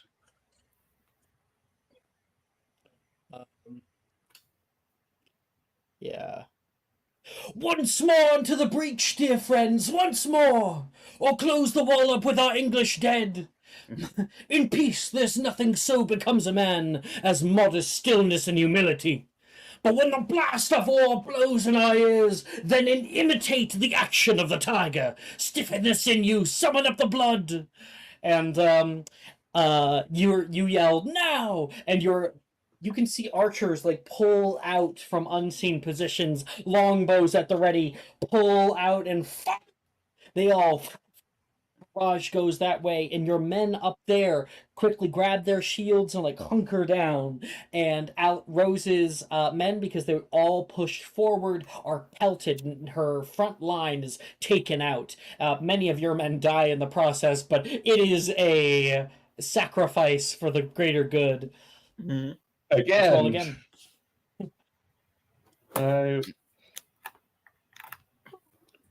That's going to be It's hard okay, to beat. Rose. You still got your knights. Billy's yelling. Callie, what do you yell at Alice? 7. Callie will yell at Alice. Hold on, what are some good French history jokes I can make? If they're all from the Second World War, you failed me.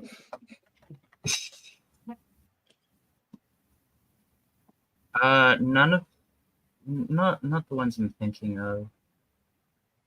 Hold on.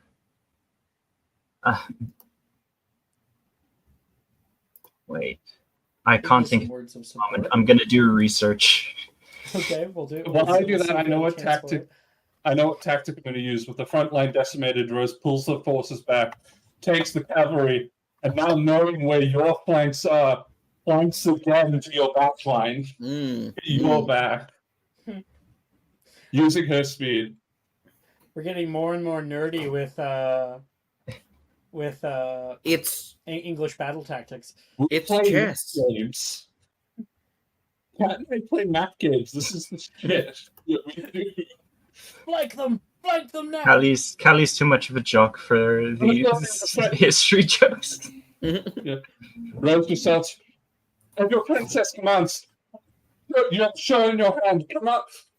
Roll them from the side and straight at their back. Okay, and I think we have one final check. That's 2 successes on both sides, right?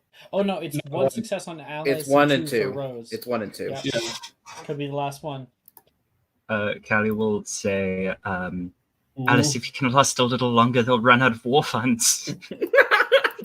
Not wrong. 15. You were. It goes to 2-2. 9 to 15.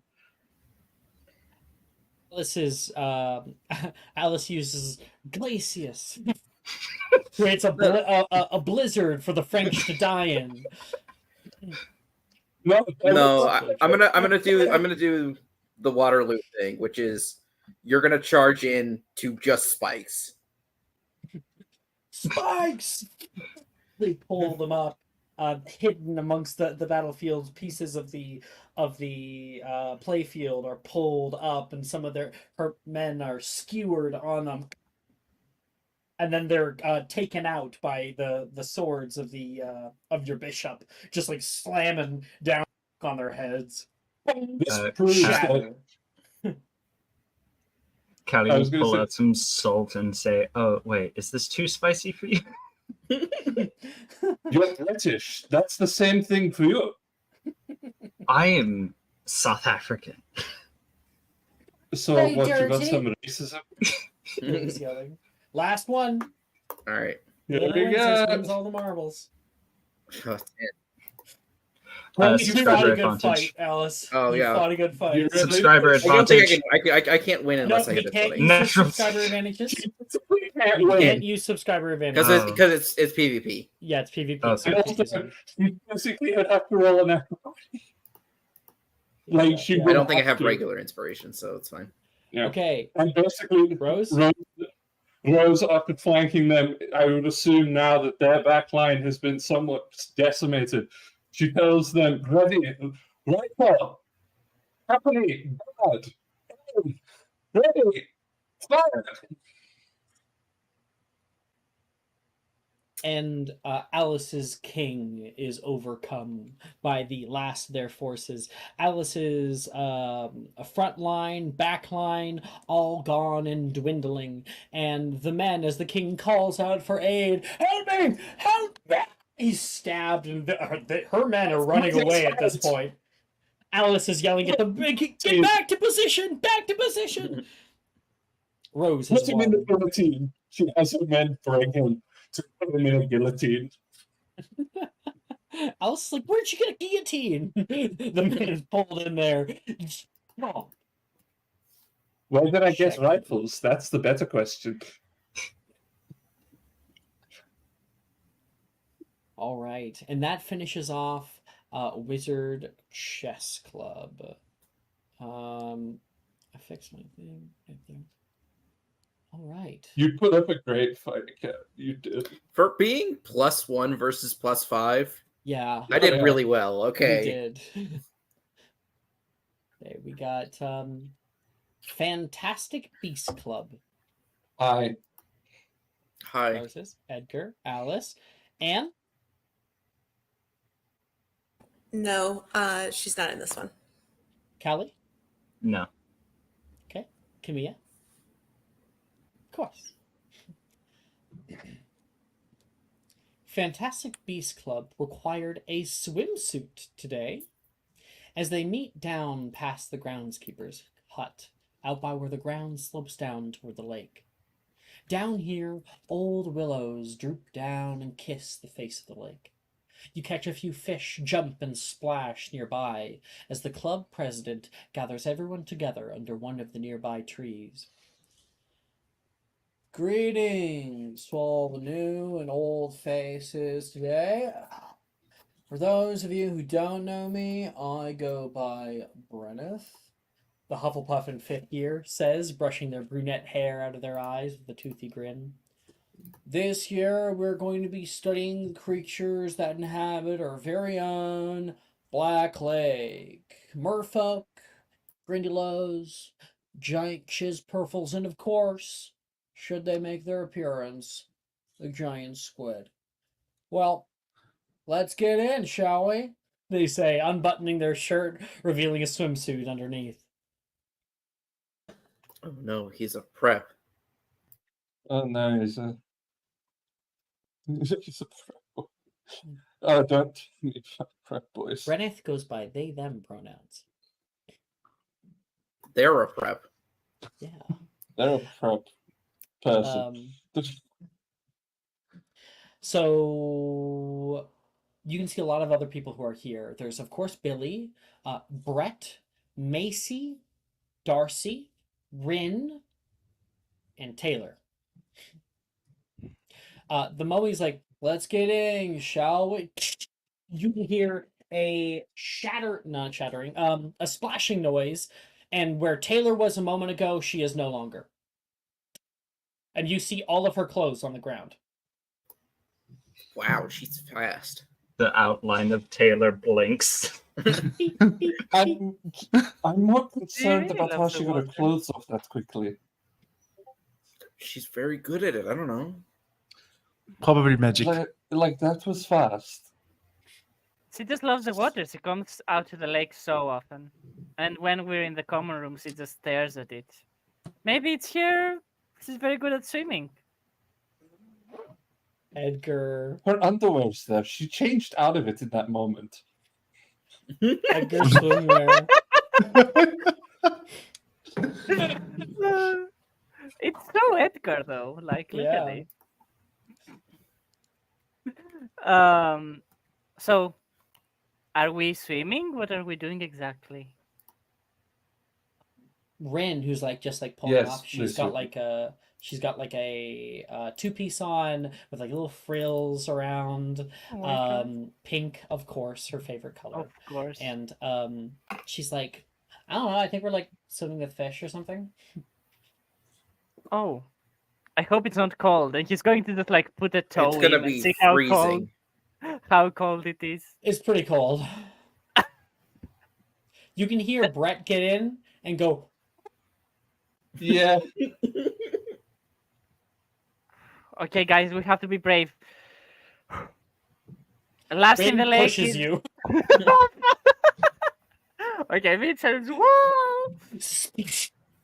Do you want me to roll Edgar anything? flips up his hair like down half on his face. So cold. Why did you do that? It's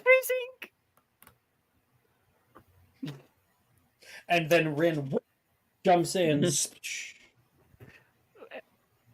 Macy's like, I'm coming. And she's got on a yellow two-piece, and she cannonball jumps in. Wow. Nice. Okay, Camille, come on. No, I'm waiting for everyone else to go in. I'm Still gonna fully pull clothed, him. by the way. I'm gonna pull him, even if he's fully clothed. Billy. You use your one. Carpe retract him. Wait, what does that one do? Do you have Carpe So- retract him, Edgar? It's a No, cantrip charm. I don't think I do. What did you Oh, call you it again? don't? That's a season pull charm. So No, I don't have it. then I was Edgar's like thinking more coming like- out to get you. No! Come here! You're getting in the water. I am. I'm just waiting for everyone to start doing and I go. It's okay. Billy goes like, Brenneth. Yeah. Brenneth is like wading into the water. I brought it along. I didn't know they were supposed to already have it on. Is there like a changing area? Yeah, probably. You could use one of the willows. Oh, okay. She goes over behind a tree. All right. She comes back a few minutes later with like a blue and white one piece. She like quickly wades into the water as quick as she possibly can. Camille is going behind a rock. And he already took the top part of his outfit, but takes his pants behind the rock and goes immediately into the water and swims from behind the rock. Okay, I'm here. What are you doing? Nothing. Let's go. Come and swim. Why are you hiding behind the rock? Yeah, He's from in the, the water. yeah. Now I'm in the water with you. Oh, I thought you were Waddling in. hiding behind the rock in the water. No, I was behind the rock to take off my pants, but now I'm in the water, like fully up until the neck. No, it's okay. Never mind. Confusing. Don't worry. Alice, you're here, I right? fixed my shit. Yeah, I am. Yeah. Alice is like you're already down in the water. What do you wear for your swimsuit? She has like black swim shorts and a top. That's I actually actually- funny. Darcy's wearing nearly something identical, Huh. also wearing shorts. Yeah. And in the water, you are suddenly hit. Oh! Just now covered in water from your head down, and from back there, Darcy next to Macy is chuckling, Darcy! and you can see them like go down underneath the water and start going deeper into the lake. God damn it. I'm gonna swim after them. I fixed my shit. I can actually say it again. So can you not Yeah. hear me at all? No, No, we can hear. Rose. Well, so Billy's gone in. What about you? Yeah. So You remember how fucking complicated Rose's outfit is?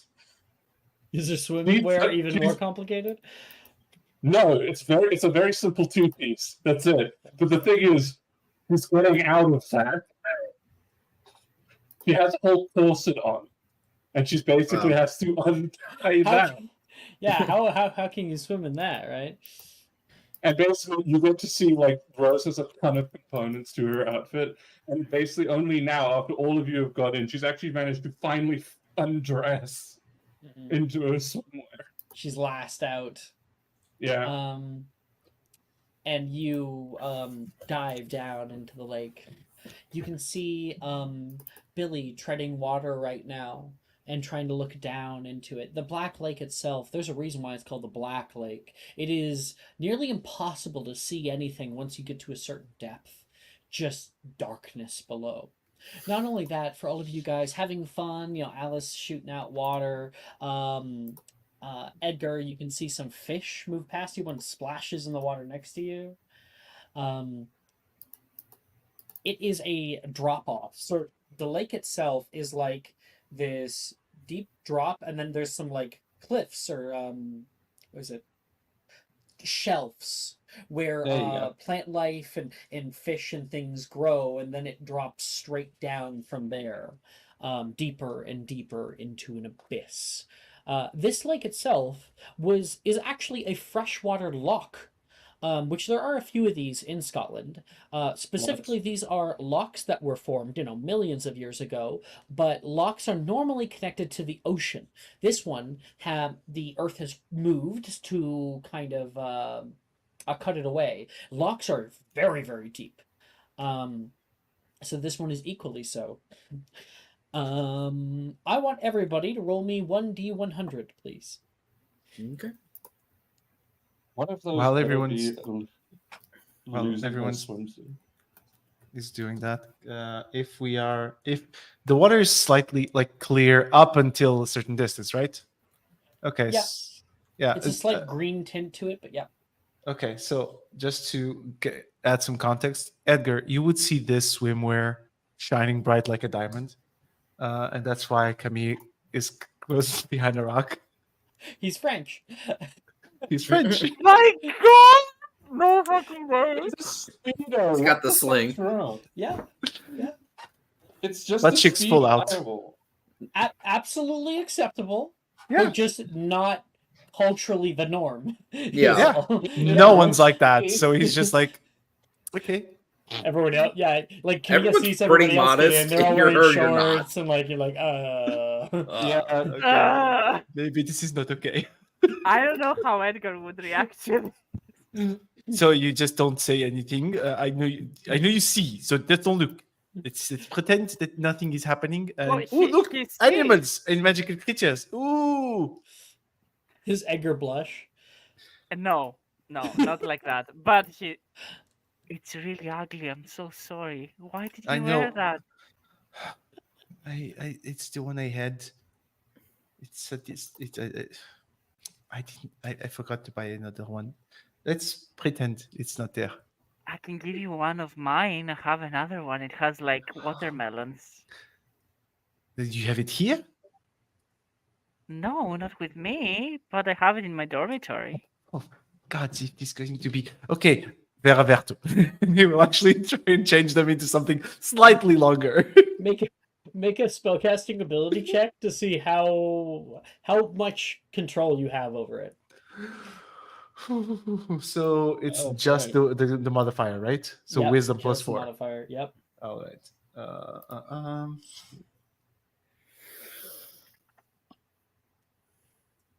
No. That's a 23. Very good. You can have anything you want. Okay, I want to it's going to stretch the fabric a little bit. Yeah, but I want them actually swimsuits, like the ones that stick to the legs, like just a bit longer up almost to the knee. Like yeah. Like competitive swimwear. Yeah, that's what I was thinking. I was like, well, how do I explain it? Yeah, I know what you're talking about. No, you And wear fully Speedo black. is competitive. Get rid of any color, all color gone. You wear a speedo in competitive swimming. You wear as little as you can. Yeah. Yeah. It's fine. It's Yeah. fine now. I know Yeah. what he's talking about. Kind of like similar to like a wetsuit, but just like shorts. Yeah. Exactly. And Kamiya goes down under the water. Let's say these near Wait! hundreds. Wait for me. No. Kamiya, you find yourself floating amidst small schools of fish that go past you. Beauty in every corner. Some of them luminescent underneath the water, almost radiating their own light. There is tall stalks of seaweed, not sea, like kelp, that are moving together. This kind of foliage from all around, and a beautiful environment of different animals that pervade in all corners. There is so much here, so much more than you would expect from a Scotland lake. There is a whole ecosystem down here. Edgar, you got 22? 22, yeah. Yeah. Down below, Edgar, you're able to spot these odd crab-like things. They look like giant horseshoe crabs, but these horseshoe crabs have like the claws of a lobster. And there are little flippers in the back. You see one of them that's you see a bunch of little ones that are about this big, and you see them fluttering over toward one that is large as a car. Allow me to That's show an image of scary. these guys. Oh, horseshoe crabs. They are not horseshoe crabs. They're something Oh. else. I was So not. they look like horseshoe crabs because like their shell is a similar shape, but there is so much different. They have a beak out in the front of them. A beak? What? Yeah. Oh, I just found it. Throwing it in Friday morning.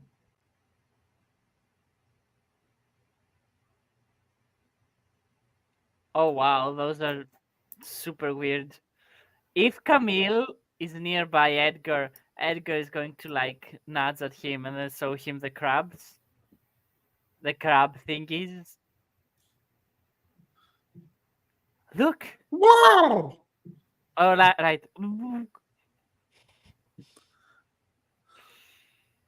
Camille will approach.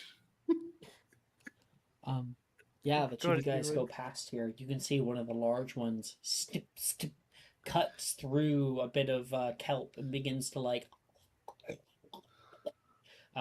It is eating up the kelp itself, and some of the bits that are left floating in the water nearby, the little ones come down and.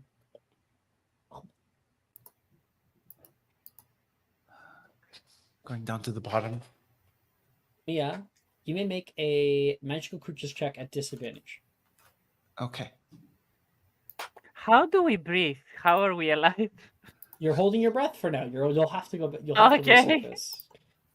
You know, like movies where you're like, how are they holding their breath that long? You know, Don't worry about it. don't worry Don't worry about it. about it. Yeah. Yeah. 23. Oh wow. With These are disadvantage? Ignians. Disadvantage, yeah. They are These are, not sorry, native- what? These are Ignians, they're called. They are not native to this area, so they must have been brought in. They get quite large. They are also known as glitter crabs. They take like heavy metals and they have high internal body temperatures and they melt the metals to their back. You can see one of them has a shovel that's currently melted partially onto it because they just take odd things from the bottom of the lake. Could I? Having spent some time with Billy, could I make some check to try and limit mimicry? Very slowly try to bring one to the surface. Yeah, make me a magical creatures check. It's today. Today's the day. That's a dirty 20. 30-20. You're able to come on over and you take like a large piece of kelp and kind of wave it in front of this thing here. Come on. You go up to the top and hold the kelp up here, and then you start seeing little ones that are coming up, and they're opening up their little beaks, and you can see the beaks are extending outward like vestigially and trying to bite Fascinating. at it. Veramente. Make a wisdom. Make a. Oh, I have to make a wisdom save. Yeah. You Apologies. could just leave Natural me one. back there, Alex. You're abducted now. You one of them turns into a rock and immediately you try to grab it. Make me a sleight of hand check. I would make it into like I have the habit of making them into notebooks. Okay, fine, yeah. It's now floating on the top. The other two like make a break for it. Sorry. Okay, I'll put it next to my clothes and dive back again. Alice, you're out here. What'd you get on the D100? Got a 64. Okay. Quickly, what did Rose get? 37. Okay. Alice, you are swimming in the underbrush here. After having fun with Darcy and the two of you get play a bit, you I think dive to get away from the water battle that's happening up top, and you are far down beneath the lake, watching them up there, thinking about where you can like come out and attack them, and you notice something reflected in the water, hitting with the light and coming to your eye. And you see in the middle of this sort of like long kelp, there is what looks to be an old ruin covered in like in vines, not vines, but like underwater foliage and algae that's growing all over it, little and tiny little fish move through the area. Can I swim to get a better view of the ruins? Yeah. Forward, you're down here. You surface for a second. There she is! And I'm gonna roll to hit you. Get back! No, missed. Missed. Augmenti! And you like go back under. And they wait for your return, but as you go down here, you take a good look at these old ruins. And they look odd. The architecture isn't like something that you know of, although it's obviously been down here for a long time. You can see those things that were reflecting back on you are the broken remains of some kind of stained glass. It looks like almost like a tiny chapel or something. Make me an investigation check. All right.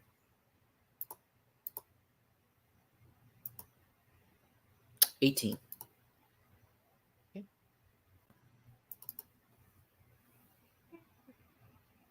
Yeah. 18.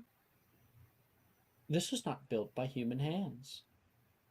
You have found the ruins of a old merfolk building.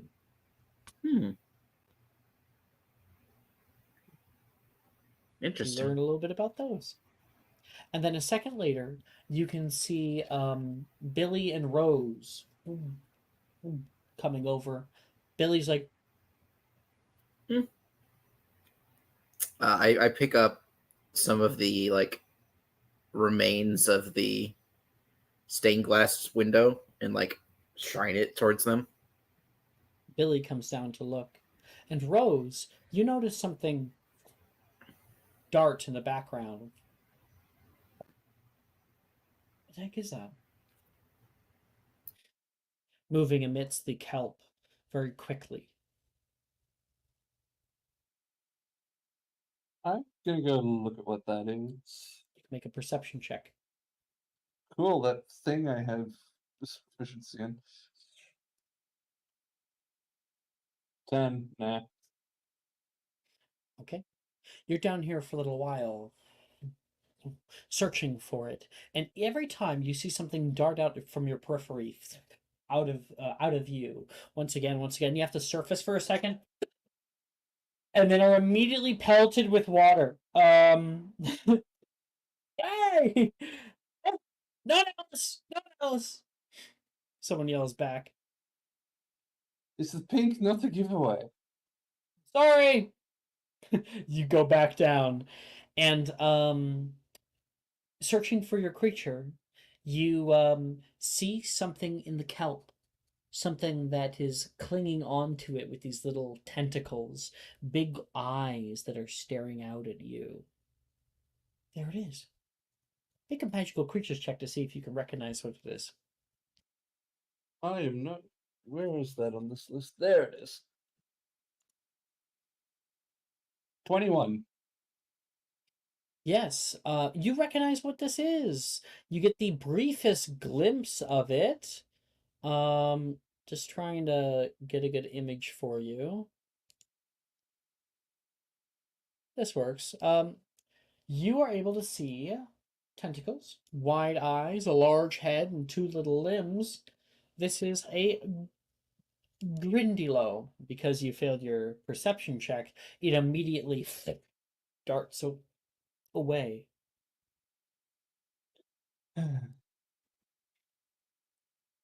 Okay.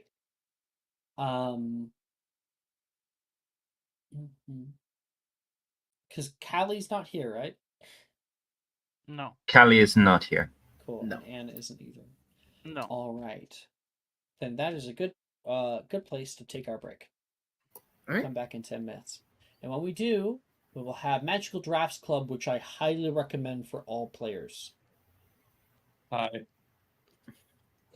Everybody, Rose is, please. You don't Rose have is to, getting- but I recommend it. It's useful. Rose is More getting useful tired for at this potioneers.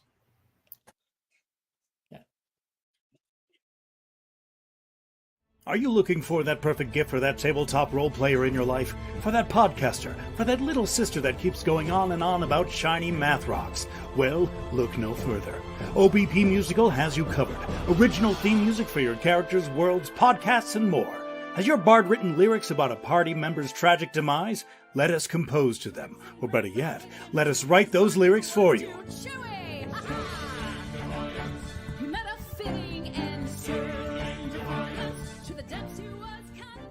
But the goodness, no, greatness, doesn't stop there. How would you like a cast member of Les Miserables, Disney, or Come From Away to sing your pieces? Oh, you bet you would. Fully orchestrated cinematic pieces. Pieces like this. Who'd rise to meet the call, who'd fiercely face the danger, be a hero to them all. For the hordes of people We have 8 vocalists, 7 composers, 2 lyricists, and an admin team ready to take your request. For as low as $60 US, you can get your own musical theme.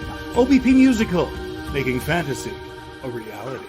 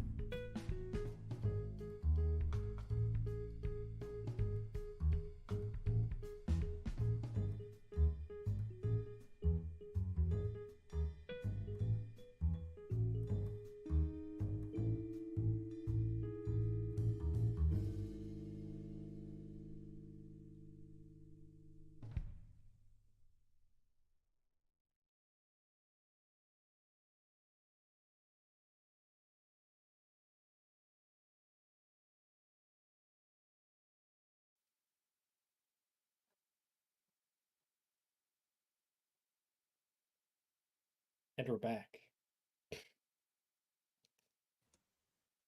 You. Hello, everybody. Hello. Hello. Hello. Welcome to Happy Game Time. The bonus for Fantastic Beast Club is 1d4 to all magical creatures checks. You can stack so high, Miguel. Mm-hmm. Get a plus 16. I just need my wisdom modifier to get to +5, and we're going. You're gonna go. Magic Zoologists can get really, really high. Magic Zoologists are one of the ones that can potentially roll a 40. Yeah. Isn't a 30 considered impossible to begin with? Mm-hmm. In terms of like 42. the DCs. Yeah. 42 is the 42 limit is with the that max for D4. you? Yeah. With that D4, yeah. At level 20, of course. And then At can't level you 20, add a yeah. Hufflepuff D4 and then an Astronomer's Lux? Guidance is not a thing, right? No. Yeah, it is. Astronomers Lux, get astronomers. Lux, which is guidance. Yeah, Okay. it's guidance. It's Alright. a astronomer only spell, though. We have Magical so I get Drafts to- Club. Who has decided to attend? Let's go. Rose Let's is go. still trying to wring out her hair. Yeah, Anne's there. And so, Rose is running there while trying to wring out her hair. Callie So- will be there. Kelly will be there. Magical Drafts Club meets in the dungeons. Apparently in the locked room across from the potions storeroom. As you walk in, you see 4 to 5 other students sitting around a circular table in a small, dark room. Carpets are rolled up and stored in one corner. The room is illuminated by a Lumos Maxima that hovers as a globe in the ceiling. I think we're in the wrong place, Janice says to Anne. Sorry, what did she say? That cut out for me. I think we're in the wrong place. Oh, I don't know. This is where it's set on the schedule. Looks like we have some new members. One of the students turns and sees you guys in the doorway and comes This over feels- toward you. This I'm feels President like Quintelius. The Ravenclaw boy welcomes you all to the group. More like President Dumtelius, one of the Slytherin girls says, and Quinn rolls his eyes. Could you please not embarrass me in front of the newbies? And you see they're playing some kind of game on a table in the middle of the tiny room. What game are you playing? One of the girls looks up. Money and Management. You ever play? No, I've not. I'm sorry. Is this the Potioneers Club? Indeed it is. Yes, I was so happy to see new members in so long. Do we not actually make potions here? We research potions, mostly, one of the other boys says. Well, that is when we're not doing something else. He starts getting the dice and, like, putting it into a tray. You see Money and Management, and there is a little, like, miniature office that's set up out of tiny minis. This is the workplace social strategy game where you're trying to get promotions and get a leg up on your other PCs, spreading rumors around the water cooler. Yep. Money and Management. I Really? think she just got a raise. Really, Alex? Callie will just look over. That's what I think wizards she just play. got a raise. They play Money and Management. Is there a PHB somewhere in this room? For Are the Money and D&D Management? characters? Yes, there's one on the side. Are the Is D&D bookcase. characters playing D&D? Is there a stack of homebrew parchment as well? No, they're playing M&M. They're playing Yeah, this Alex. Money game, and but in reverse. Yeah. Is Did you the say They're person playing muggles. is the Muggles person in and charge management? called Human Resources? HR? Yeah, HR is the final boss. Is there a stack of homebrew parchment sitting somewhere for this game? Homebrew parchment? It's not homebrew. This is an actual wizarding product that you can purchase. Yes, but I'm asking if they've made homebrew for it. Or in this case, homemade recipes. Called Muggles and Struggles. Muggles struggles. I Struggles. like that one actually. But the actual boon for this is really good. One, it's a 1d4 to potion making checks. Remember, you can only have one at a time. And then you all get to research one common potion of your choice. That's the fun part. So, potions class does not teach you it does not teach you all the potions, not even close. There are plenty of potions that are available. So if I go down to potions, I'll list off some that I might recommend. These are ones that don't really show up on the potions list for potions class. There is Baneberry Poison, Cupid Crystals, Dr. Ubley's Oblivious Unction, Fungaface Potion. Garroting Gas is very good. It shows up later in Potions class, but you could get it early if you wanted to. There's Heartbreak Teardrops, which is the opposite of Cupid Crystals. There's Hiccuping Solution, Moon Seed Poison, which is pretty good. Oculus Potion, it allows people to regain their sight. Not Nolan, though. It regains sight to normal. Nolan is blind, normally. Nolan's tried. Then we have Pet Tonic. Really good for the Magizoologists. Because Pet Tonic, if your pet... You're muted one. And, I saw that after, yeah.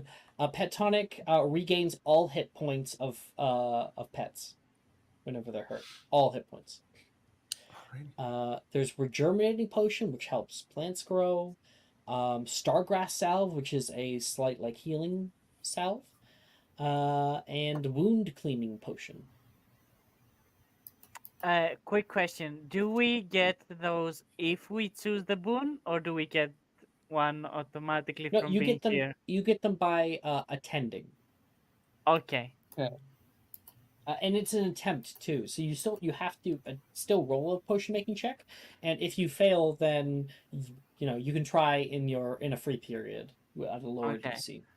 In that Could case, I- Edgar. Oh, sorry. Go ahead. I was just going to say, could I attempt for the Oculus Make a potion potion making check. making? And this isn't for you to gain the potion; it's for you to gain the recipe. The Have it be recipe, yeah. Yeah, available to yeah, you. yeah. So 15. 15 is enough. You get the Oculus potion recipe. Okay. Edgar is going to go to Anne.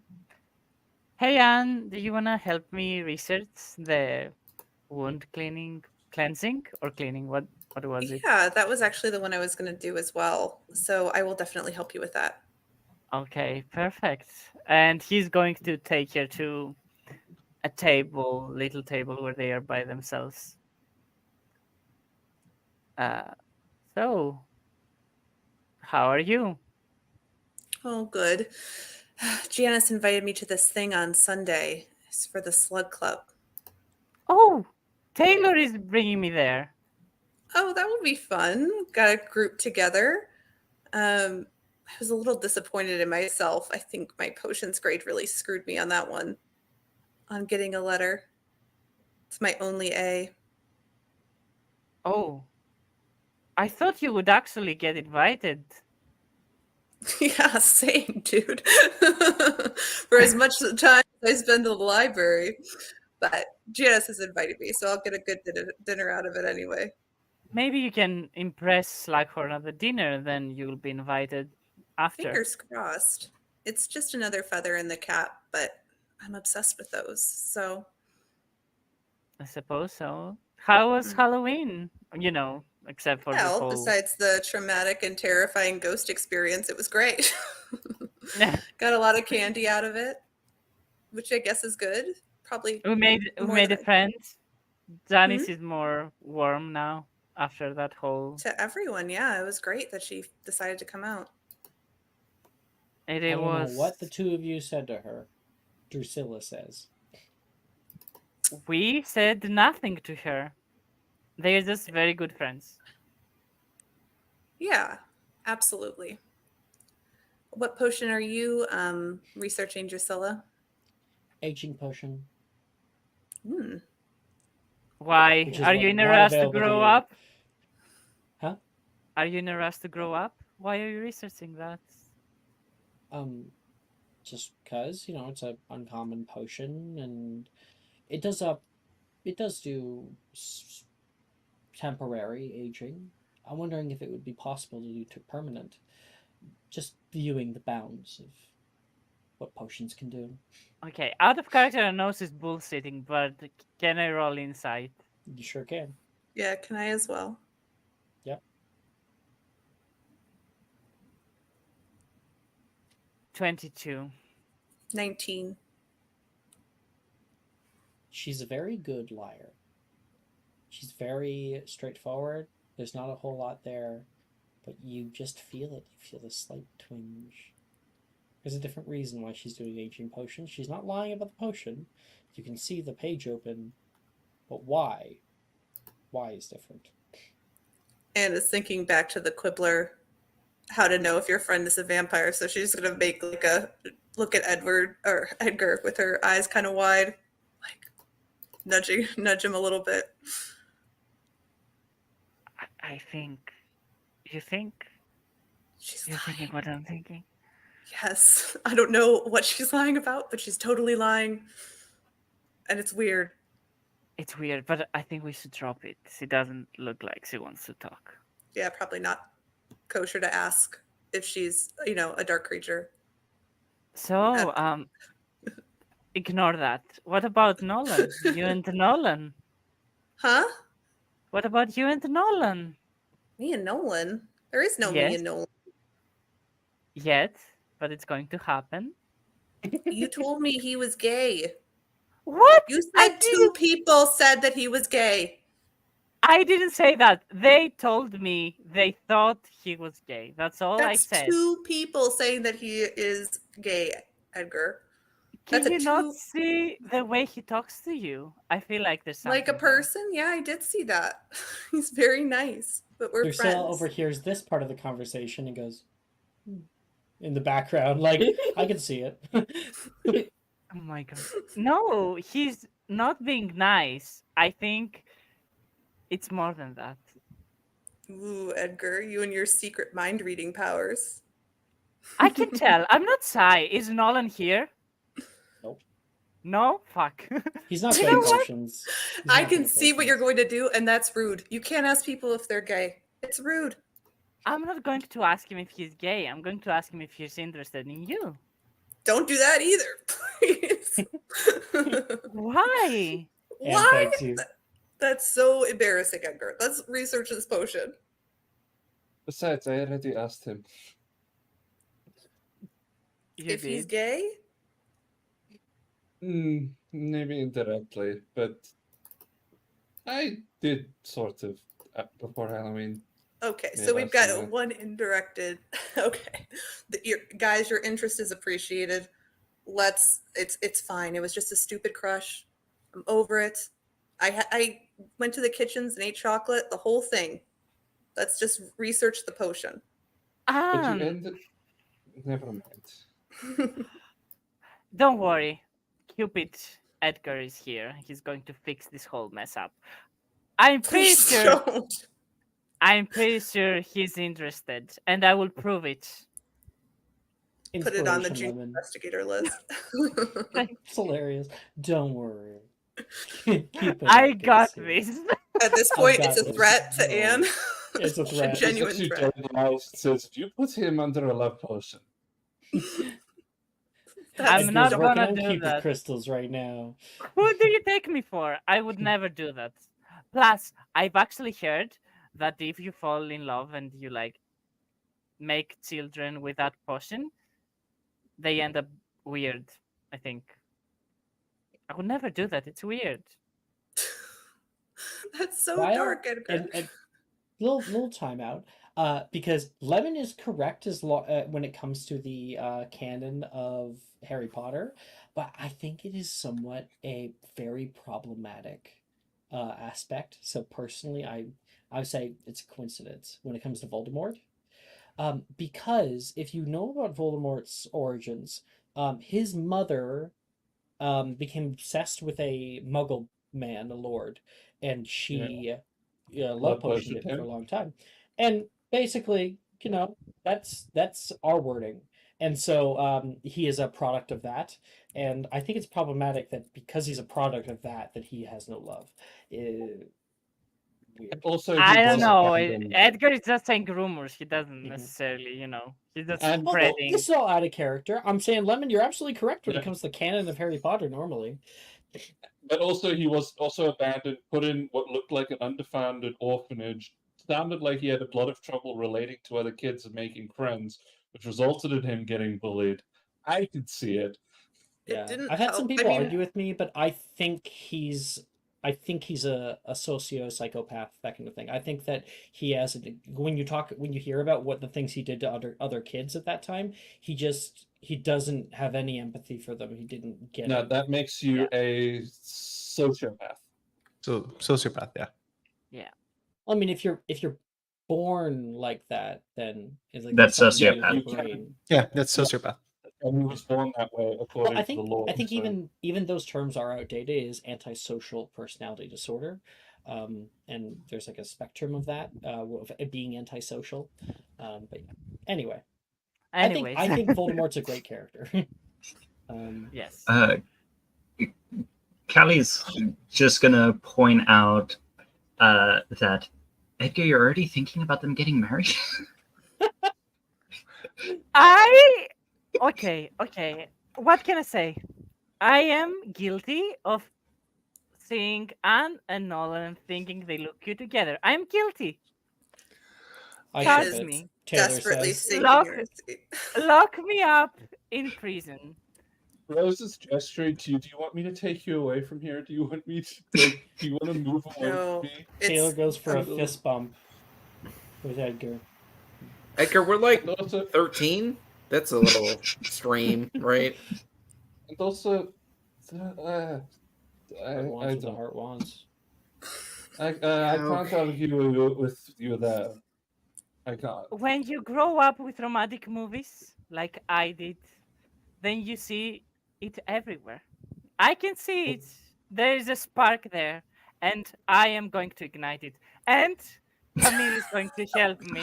To be very fair, you are not always correct about your sparks, Edgar. Camille says, apparently everyone is involved in this conversation. Yes, now, so- apparently everyone is involved in this conversation. Apparently, We all just Not roll Leonardo. in. This is a very small room, apparently. It's like a broom cupboard. Yeah. You two were not trying to be quiet that much. You were talking at least at a respectable volume. And Just considers wait. throwing yourself off the When- astronomy tower and then decides not to. When I next see him, it's all getting sorted out. Please. Just wait, relax. We Let can me take care of handle it. We can take care of No. it. And I don't. take You can't. Okay. Camille Thank takes you, out a guys. notebook from his pocket, The turns two it into worst people in the Macdo. whole world. to deal.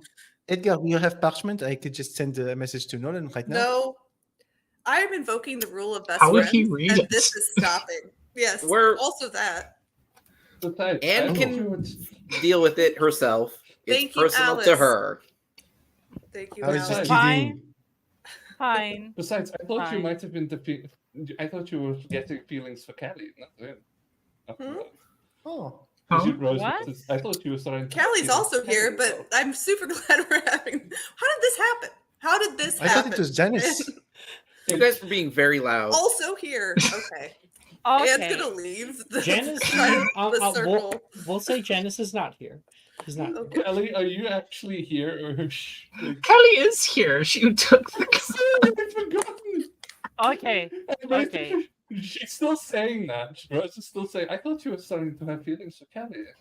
Yeah, and Anne's just gonna get up and leave the circle that is apparently formed, and walk over to her sad little potions desk and just be like, what happened? What happened?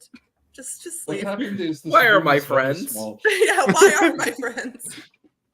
Why are And my Rose friends? gestures to you, Callie, and says, "That thing with the gate, that was nice. Very nice. Very good." But that was just admiration. I don't think is into girls. Yeah, I didn't mean it's that. Let's I'm not leaving it with speculate what on I said, anyone's yeah. sexuality right now.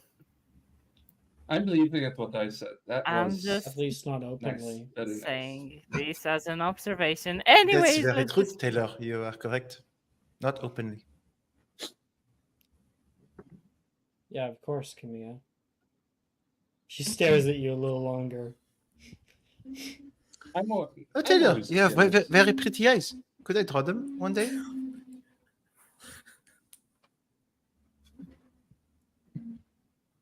No. Oh, okay. That is fair. It Rose is. actually gestures to Taylor and says, "What do you don't say much. No I need say to. enough. That is fair. You do actually say enough. You say all that is needed." Camilla, I think we should talk.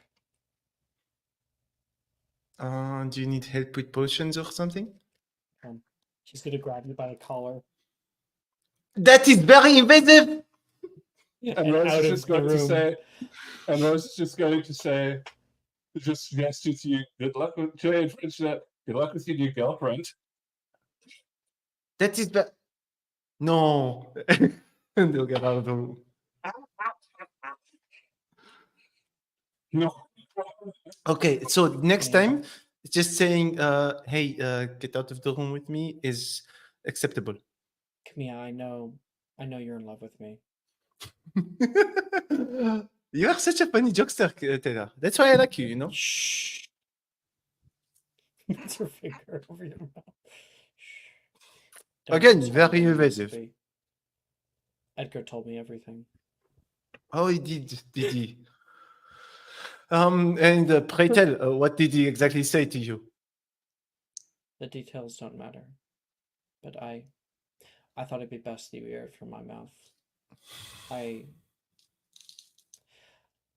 just don't quite feel that way about anybody. And you're a very sweet boy. And I know that you may still look at me if you wish. In the hallways or in class. If you wish to admire my eyes, I understand. Okay. This is getting very weird very fast. Taylor, it's such a problem. No, we are. Love cannot be. Oh, I am so heartbroken. Friends?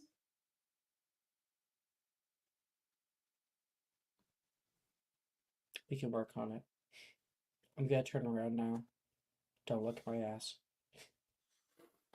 She turns. He goes into the You room yell that- screaming, Edgar. Edgar! Rose looks at you, Edgar, and says, "I think run for your life." Wait for me. I'm Edgar! coming. Edgar! And he runs at you. I'm gonna try to tackle Edgar, actually. Test the athletics checks. Okay. Hey, Lemon, tell me you're weak, I'm please. -2, 9. Okay. I'm +1, 16. Camilla's able to barrel into you. What have you said to Taylor? Nothing. I didn't say anything. Edgar? I only said you think your eyes are pretty because you like eyes. That's all I said. Why does she think I'm in love with her? I don't know. I didn't say anything about that. I promise. Are you lying to me? Make an insight check. No. Oh, can I do that to another person? They're out of Yes. the room, but No, then Camille said he came back in. Yeah, and Yeah, I came Edgar back ran into out. and Edgar ran out, and I tackled him Yeah. in the corridor. 18. He's not. He's a lying. snake, but he's telling the truth. Next time, All I clarify said- that I just like ice. That's all I said. That you think she has pretty eyes and that you talk about her. That's all I said. She said I could look at her. It's weird. Why it's weird? You get what you want. You like eyes. No, like, stop talking about me to other people. It's not funny. And he gets up. Argumenti, just to wet him. Also, Camille, and then I'm Why sorry are to you all of you. drenching me in water? Oh, Because you I deserve just- it. inspiration to the both of you. And also, I'm sorry to all of you because I just realized I have an ability that I've been able to do for a very, very long time. Oh. I could have been giving you D4. You can what, sorry? I should have been giving you all D4s out of my sorcery points. Mm-hmm. Oh, Sometime. no. It'd be That's gonna useful. be We'll fun. put that in our back pocket. Mhm. So we gotta get everyone's recipes out of the way here. You did mine. We got one down. We have Rose's down. What Pet do we tonic. roll again? Sorry. Huh? What do we roll? Potion making? A potion making, yeah. But you have to tell me what you're rolling for. The wound cleansing thing, and I got Wound a cleaning 12. For wound cleaning, yes, that is available.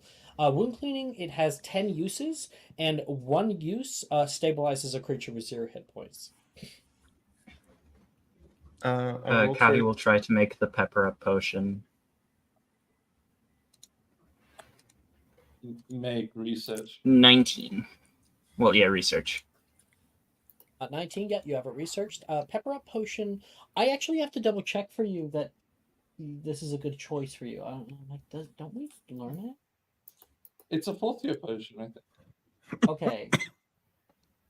Yeah, so you will be learning it next year. I might recommend choosing a different one. Well, let me look at the other fourth year options to see if any of those Yeah, there's like actually fourth year intrigue me. aging, Fire. Well, you're not looking at 4th year options. We're looking outside. I of know. that I'm list. saying since the reason is that I would. Do I get all the fourth year potions in fourth? When start a 4th year, they're available to you, yeah. Okay.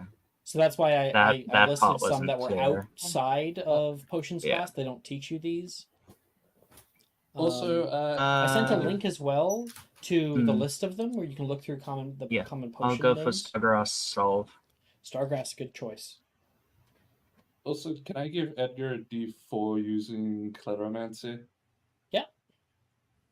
That's 2 sorcery points off for me today.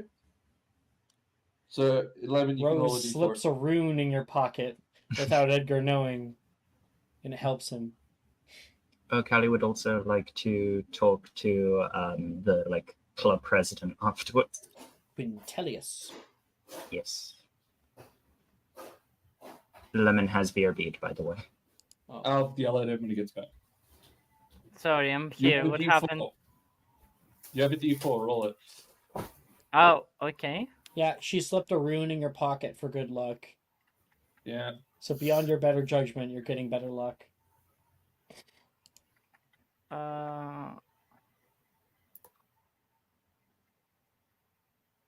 Why is it? 1. Callie, you got a 19? Yes. Okay, so you are able to get the Stargrass Salve recipe.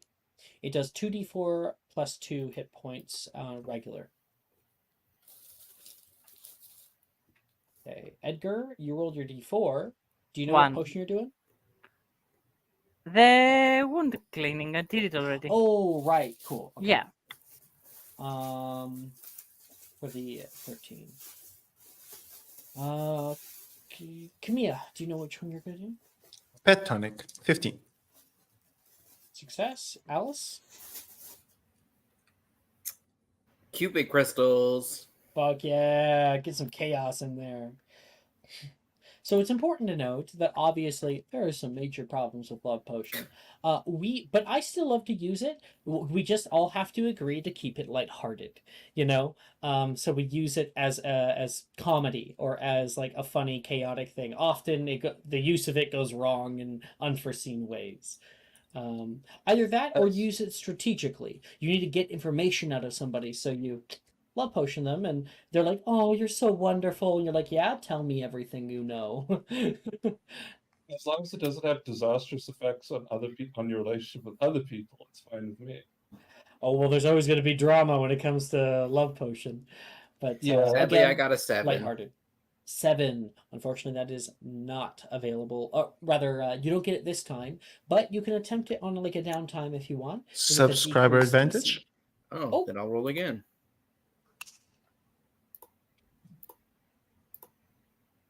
$17. There you go. Cupid Crystal, Lesser Love Potion. Cupid Crystals are one of the most fun ones too, because it's the first person you see in 10 minutes. I need it for reasons. For A thing. reasons. Don't worry about it. There's also some kind of cute uses for it later on in the game. I won't spoil it. And then lastly, Anne.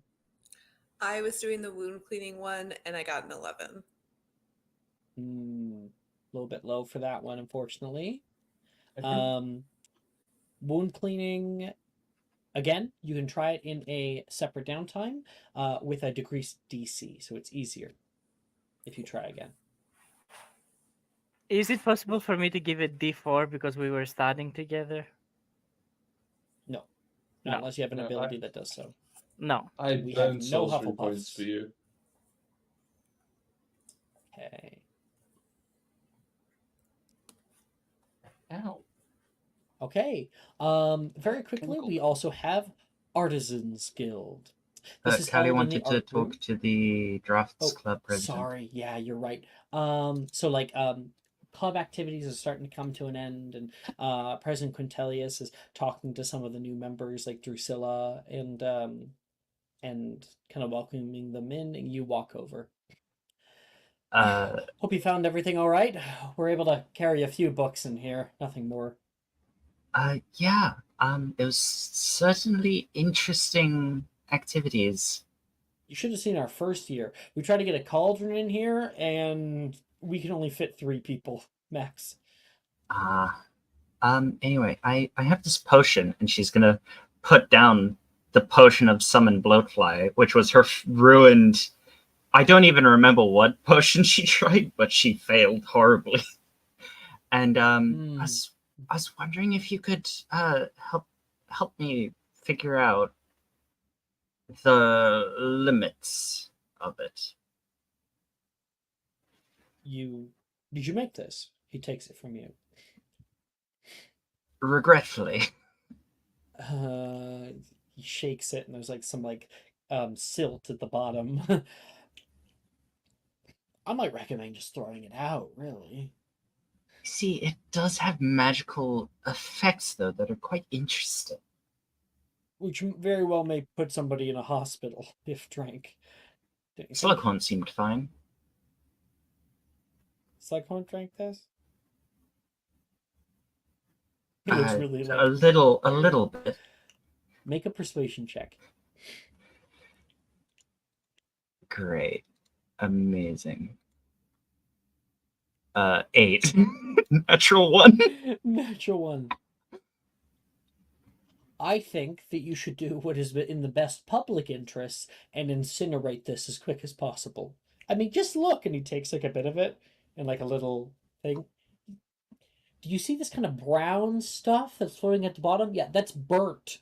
You do not want to use this on somebody, and he drops down like a little drop that hits the table. And the moment it does, you see something form out of the liquid, a like little fly that is bloated at the back, and it buzzes around, and you can hear it explode,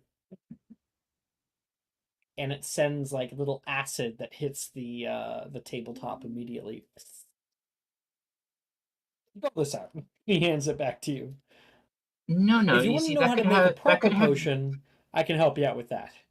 But you see, wouldn't that make a useful potion for if someone is chasing you in a dark alley and you don't want them to follow you? You just throw this behind you.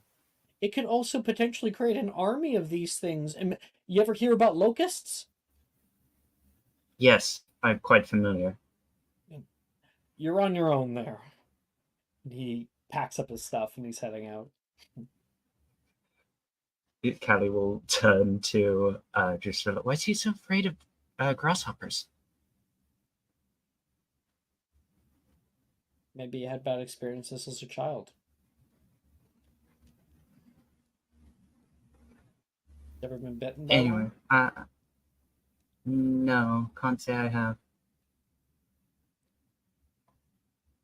Callie will keep the potion. And Artisans Guild is set in the art room. Callie is there. Professor Bruce is overseeing, but just very lightly. She's mostly working on her own stuff right now. The Artisans Guild's very small. The only other person who's in it is Brett, obviously. And, of course, Taylor. Who? Who? Who? Who? This is just Who? Taylor. It's just Taylor. This is Taylor, yeah, of course. He sends something in discussion. Can I say Rose is starting to look a little worn down?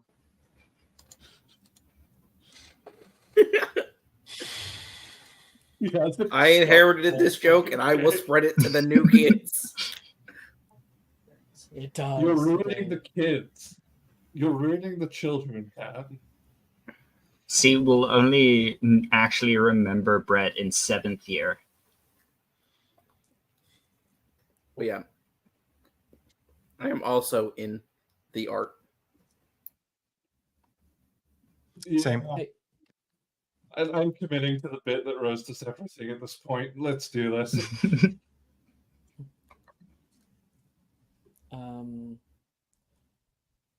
On the way to Artisans Guild, Drusilla will stop Camilla. Hey, Camilla. Hey, yes, Drusilla. I'm not in love with you. I don't know what Edgar said. I'm not in love with anyone. Good for you. Okay, that wasn't okay. Good. Sorry, I just have been having Edgar has been saying some things. Sorry, what did you want? Well, now I feel weird about it. You know, maybe I'll just ask Reese. No. I can help. Sorry. It was just. Sorry. I need a +1. There's like this party thing, and I need to bring somebody, and you're in my year, and you're in Ravenclaw, and it wouldn't mean anything. I just. No. I'm perfectly fine. I usually don't assume anything like that. It's just. It's a weird day. When? It's tomorrow night. You have to wear something nice. I already have something. I unfortunately I can't. I promised Billy I would feed some creatures for her, so I would not be available. Why don't you just feed them early? Because she wanted to, she probably has some schedule and she wanted to feed them at that time, and I don't want to mess her schedule. So. All right. I'll ask Reese then. He's probably available. Have fun. I'm sure Thanks whatever anyway. it is. And Artisans Guild is here. So in Artisans Guild, it is 1d4. Oh, by the way, Drafts Club is 1d4 to potion checks. Artisans Guild 1d4 to performance checks. And you guys have in this class you have access to the tools needed to make magical portraits and magical sculptures of your choice. So you guys can be as creative as you want and make me a performance check for what you make. Cool. I'm just gonna roll. Not very good. 20. Rose tries to paint I a have a nice. description. I have a description for that one. Yeah.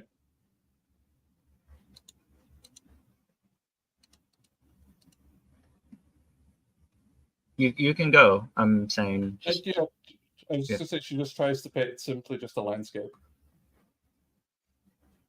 Oh, painting a landscape. Okay, go ahead and make me a performance check.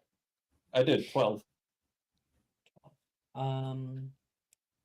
Using magic, you'll wave your wand over it, and it starts to kind of form first like just base shapes, kind of too bright of colors. The colors begin to mute and change, and by the end, you have this sort of like fuzzy looking watercolor of what landscape specifically? What's in your mind? It's supposed to look like a French vineyard. So yeah, French vineyard. In the close parts of it, the foreground, that's more clear. But then past that, it gets kind of out of focus. You'll need to work on it a little bit harder to really get that part in it. Brett comes by. It's not bad. I might recommend putting more detail over here. If this is I see the rose. Is this a vineyard? Yes, it Oh, is.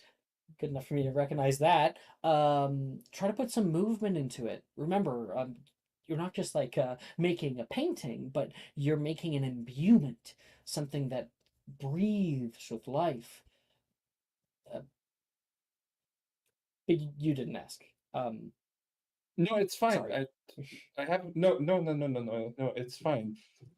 She's nodding along. She's taking this to heart. Like she's nodding, like she was listening, nodding the whole time. Listening is like I'm taking working it on my in. thing, but my chess set. But if you want any help later, let me know. I actually want to see what your chess set's up to. Maybe if I walk away from this for a bit, I'll get a better idea. You look over and you can see Brett is working on a queen that he is creating a little dragon right now out of clay. The wings are about half done. And he's been using, you can see the tool laying down where he's like using this little triangular tool to create scales for the look of them. Rose just says, "I do not possess your patience. I just don't." It's the kiln that's going to be the hard part. You got to get the temperature just right, or else those wings will crack. Like I said, I do not possess your patience. It's fascinating, actually. Mia! Christ. Hey! You got those eyes? No, I'm actually working on something else. I was actually seeing how you do it because I might need some help, Brett. I definitely need some help. Okay. Here, here's some. This can wait. He gets out. I don't want to take away from your time. It's just when you have a moment, maybe. Mia, you're one of my good friends, so don't worry. And besides, I was just having a look, and I'm into roadblock, so walking away from it might be a best idea. I have More the merrier. So when it comes to eyes, firstly, no. Actually, this takes precedence. I need to work on a gift right now, and then I can work on eyes on my free time. But I need your help for it to be actually perfect. Rose says I had a lot to say about eyes, but that's fine. Rose says to you in French, Rose says to you in French, do you want me around for this? You can stay around and you can help. That would be actually incredible. What do you Rose is basically asking you, it's not too personal of anything? No, not at all. Stay. And he goes to Brett. So, I'm actually, and don't be like Edward and make this weird. Okay? Edgar. Wow, Edward. Edward. Is that a new student? No. We just came from French, so thanks. So I have a recent vision that I need to put into clay. of a girl in a fairy costume. I need to immortalize it. It needs to become a reality.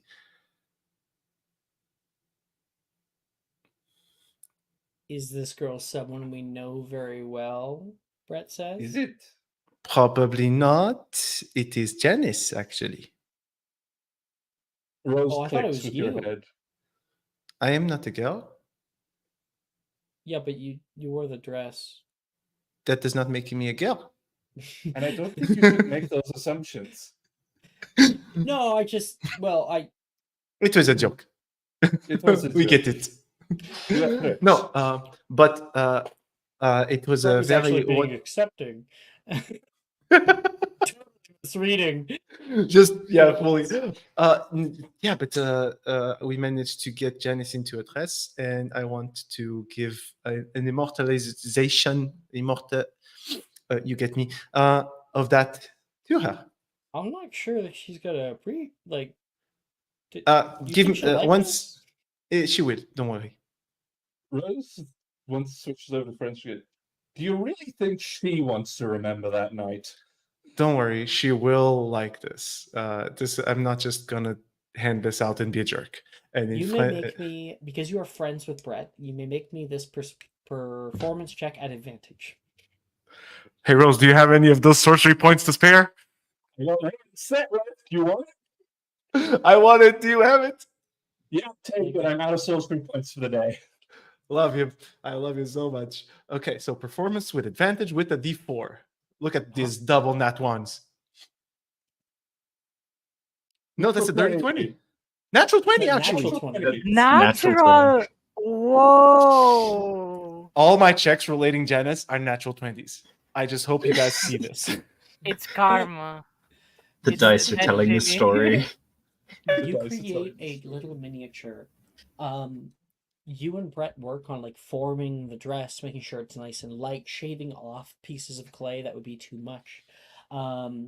You work on the detail a lot, getting the eyes right and the hair back, and then you put in the kiln. The kiln is very anxious, makes you very anxious because Brett is very anxious about it. But when it comes out, it is perfect. There's no cracks, no anything. You nearly burn yourself on it, but that's not a problem. Later on, you let that cool down, and later in the day, we can see Camilla working on painting it down. Brett shows you some techniques with mini paintings, such as dry brushing and she's doing a dark wash and plenty of these other things that kind of bring depth to it. And when all is said and done, and when you're finally finished, there is a little sparkle, and you can see it begins to dance like a little ballerina. Because I was there, may I ask Camille if there's one thing Rose could do for this? Right. Since I used my runes, can I put in it a rune of protection? So it's not visible, but baked into the clay is a rune of protection. Sure. I love it. Incredible. Could the statuette dance and then become grumpy and dance again, having this mood shift, actual Janice? Not 20. Dance. It's anything you want. It can Yay! fly. I don't care. She grants me the ability to cast wish. No, okay. Go ahead. Move on. One wish per day. That's more than I guess. Is anybody else in Artisan's Guild who wants to know something? Callie is. I'm also. Okay.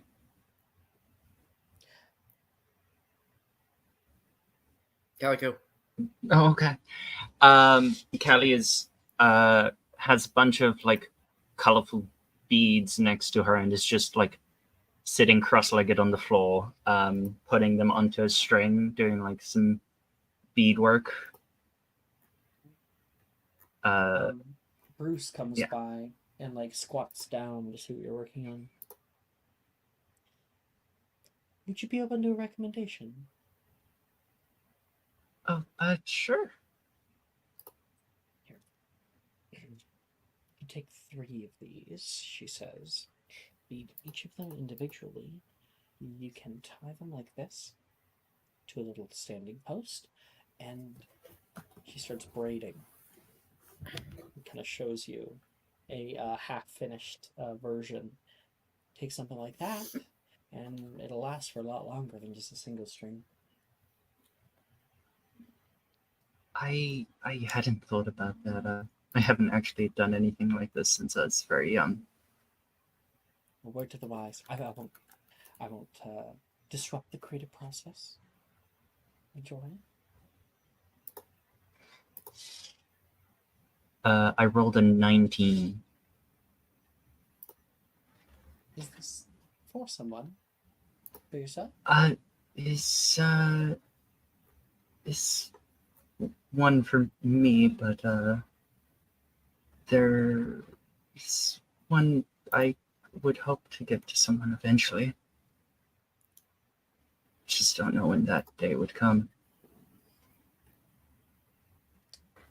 Don't rush it. It'll come. Surely, BB. About 19. Yeah. You were able to create this very intricate and beautiful beadwork for a bracelet. What does it look like, Robin? So it is 7 lines of colors. The top 3 are different shades of orange. The middle line is white, and the bottom 3 are different shades of purple. Alice. Yeah. About you? I am going to try and make a.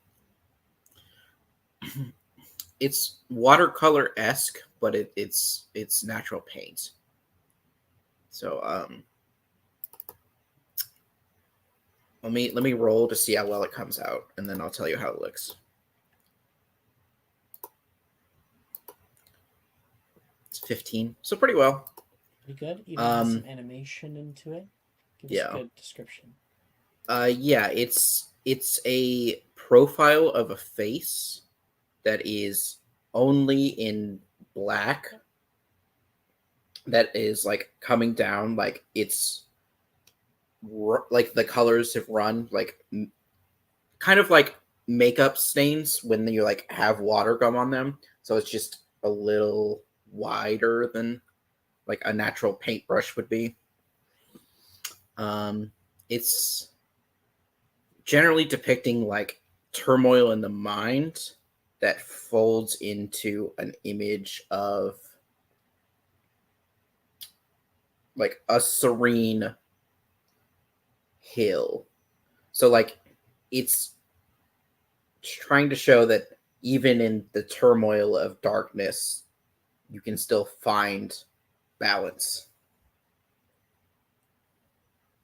I think Bruce kind of stops while you're working on it.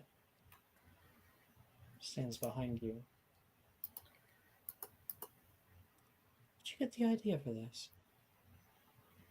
You've now noticed her there. He's very quiet. It's just been something in my mind for a while, I guess.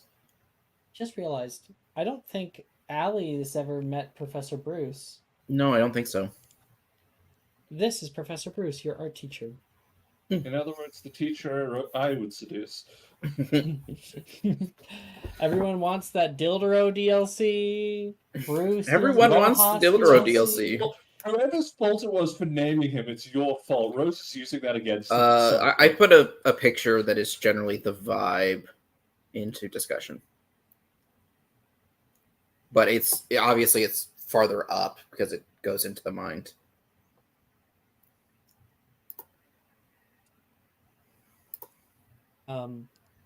She says,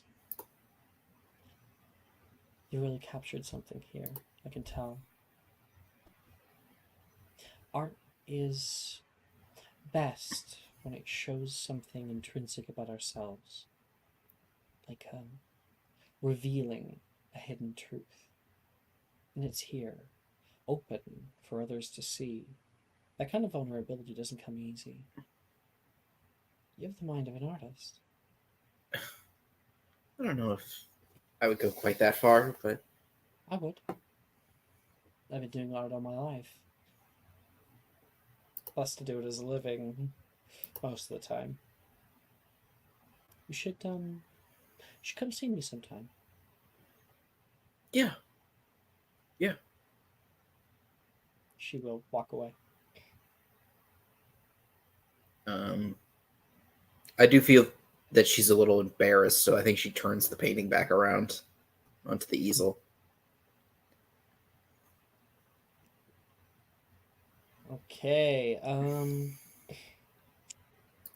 Is there anyone else? I don't think so, right? Okay.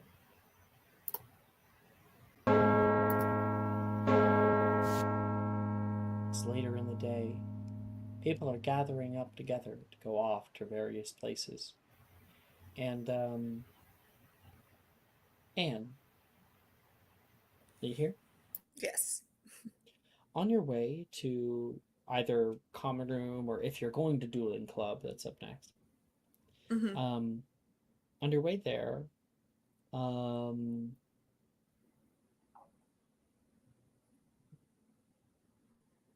you turn the corner and nearly bump headfirst into Nolan, who's also walking down here. can hear Anne thinks, of Your course. slight like, oh, Hey. oh, sorry. Hey. Nope, Anne. no problem. Yeah. Hey, Nolan. How Having are a good you? weekend? Yeah, I've had this has been a great day from beginning to end. Just a 5-star day. How's your day? Insight check. Natural Me? 20. What? Oh, is that him against me? Yeah, that's him against you. Oh. How has been your day? It's been the worst day of Anne's life. It started out with her not getting an invitation to the special club and ended with a powwow circle of all of her friends in the other club. And people that, like, Drusilla was there. It was just a bad day. It was a real bad day. That great, huh? Mm-hmm. Yeah. I was just on my way to the vestibule. Where are you going? I was going to go to dueling club, actually. I'm in that, but I don't think we meet for another 15 minutes. Mind if we walk together? I feel like I haven't talked to you forever. Sure, we can walk together. As you guys are walking, we are still friends, right? Yeah, of course. I mean, we just went to Halloween together last week. I mean, fighting a ghost, Yeah. I don't think there's more. That kind of got out of hand, and we haven't really talked since. Yeah, I just, Janice is pretty upset about it. So understandably, I've been spending a lot of time with her. Just, But yeah. I hope she's able to move past it. From what I heard, it was something to do with herself, her old past. That's heavy. I know. Yeah. Family means everything. How is your mom? I don't think I've asked.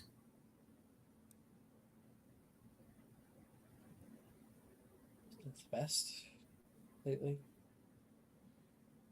The doctor said that we could bring her home, and she was there for the summer, but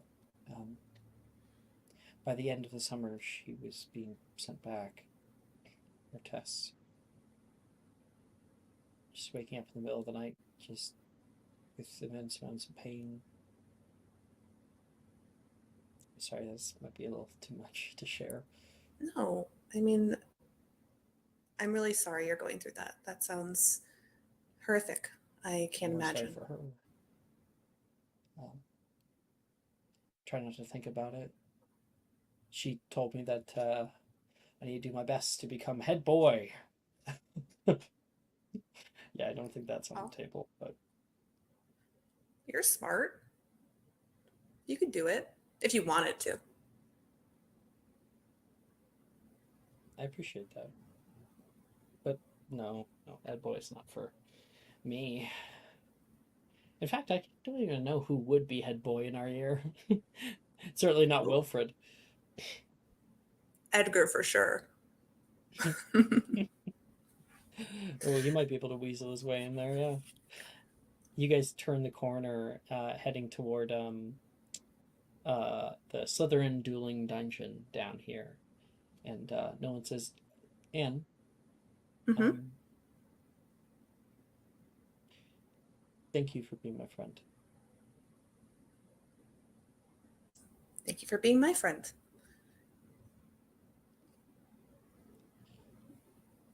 Maybe we'll even be fighting each other. Let's see. Who knows?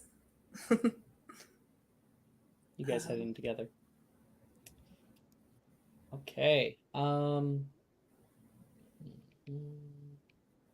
The Dueling Club meets in the Slytherin Dueling Dungeon, where Professor Flitwick presides in the long hall.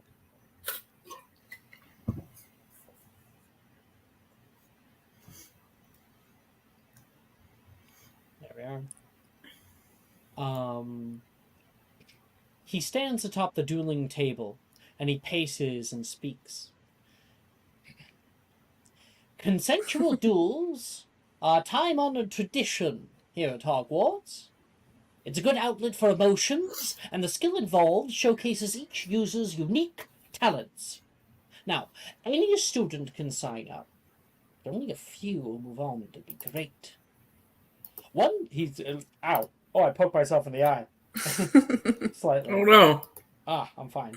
No, careful. He takes a look at Edgar for the time being when he says that. Few move on to be great.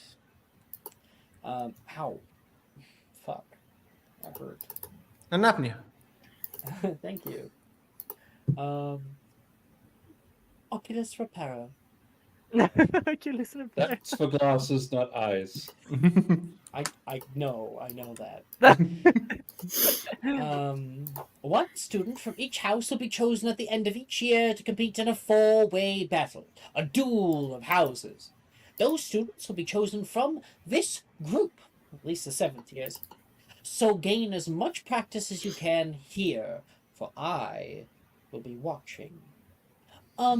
Sir, Gemma raises her hand. Yes, Miss Drayton. Yes. Why isn't Professor Rojas doing this club? I mean, aren't you the charms teacher? Indeed. Indeed, I am the charms teacher, Miss Drayton. But I am also one thing that Miss Rojas is not. What's that? A dueling world champion.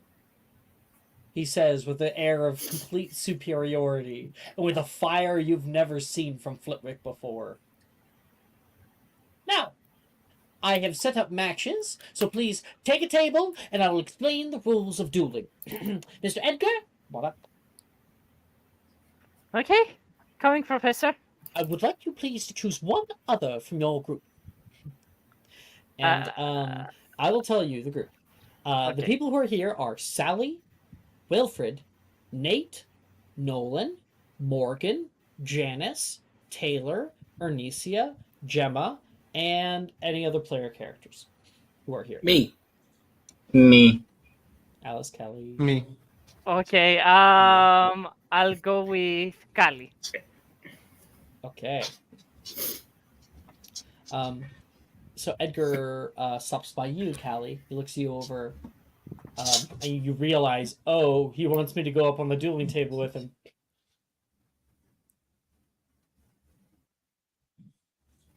I accept your challenge, Edgar.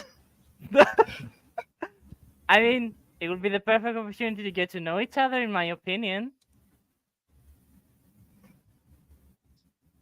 Yes, to sort of learn through actions rather than words. Exactly. On up, Well- you two. One to each Okay, side. okay. Okay, I'm coming. Go around, and we find ourselves on the other side. There is a little staircase. I'm just gonna boop, turn on your torches. There's a little staircase. Callie, you step up it and are suddenly on top of this long dueling table. Professor Flitwick's in the middle. We will learn the rules of dueling here. Firstly, the two of you currently are standing on top of position 3. It is a not often used position, sometimes for niche battles, and you do see beneath you, there's a little circle on the ground. What I want both of you guys to do is to come up over here. This right here that I'm standing on is position 1. All right? Come on up. And try to look cool while you're doing so. You jokes. And good. Very cool. The two of you find yourselves standing in the middle here.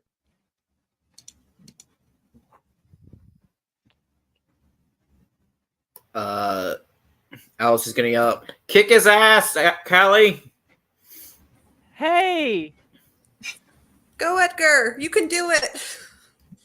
Don't be intimidated. Of course not.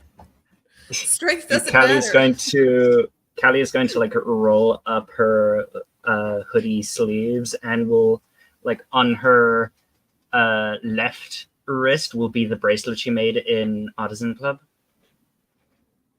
Professor Flitwick hops down and heads over to an adjudication bench, where he's able to get a good view of everybody over here. All right, you two. Now that you're at position 1, this is the space in which the two of you will have to stand aside one another. The first step of any duel is to I have to quickly recall. It's position 1. Right. Is to bow to your partner. This is to show a modicum of respect for the other. Edgar? Edgar instantly like 90 degrees. Straight down. Very good. And he says, Miss Callie, you may curtsy optionally. But you may also bow if you wish. Callie will do a very exaggerated bow. And you can hear a few people kind of chuckle at that in the background. All right. Now that I have called position 1 and you're standing here, the next position I would call is position 2. This is your starting position for the match. I will say position 1, about face. About face is for turning around. And we at this point, we are turning our backs to one another, again, as a show of trust. And then we turn around to face our opponent. Turn around. It is now that we do our wands. I will say, present wands. You take out your wands for each other. Have them be plainly shown. And Edgar, how do you present your wand? What cool flourish do you add? Cool flourish. Oh my god. He's very stressed, and this is important for him. So he's not actually being dramatic. So he's literally just taking it out. He's anxious. He's ready for this. He's not being cool. He's not cool.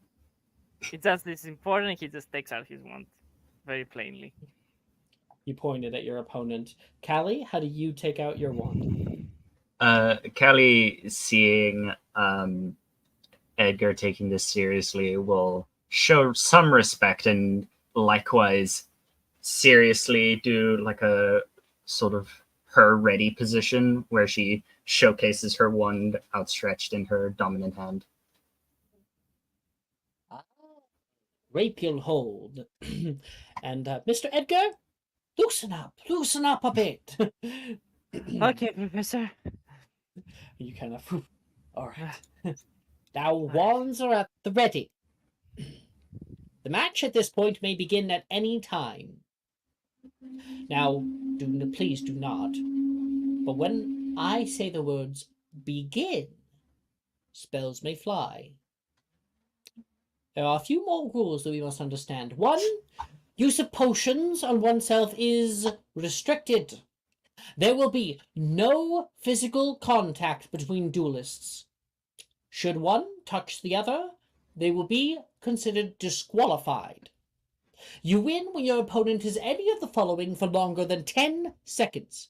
Unconscious, restrained, petrified, or alternatively has left the bounds of the match.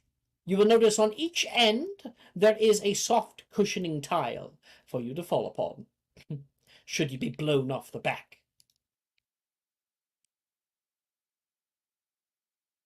Okay. Are we ready? Yes, Professor. Yes, Professor.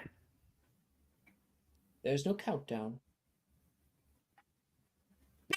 He yells, Oh. and both of you, oh shit, you guys are actually fighting. Huh. Oh, that is the wrong one. Yeah, I meant to do this. So- It's time for class. Dong. Oh, actually, that's the wrong one too. I meant to do this one.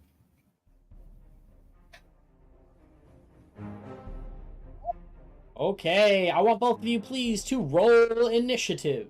Let's go. 4. Okay. 10.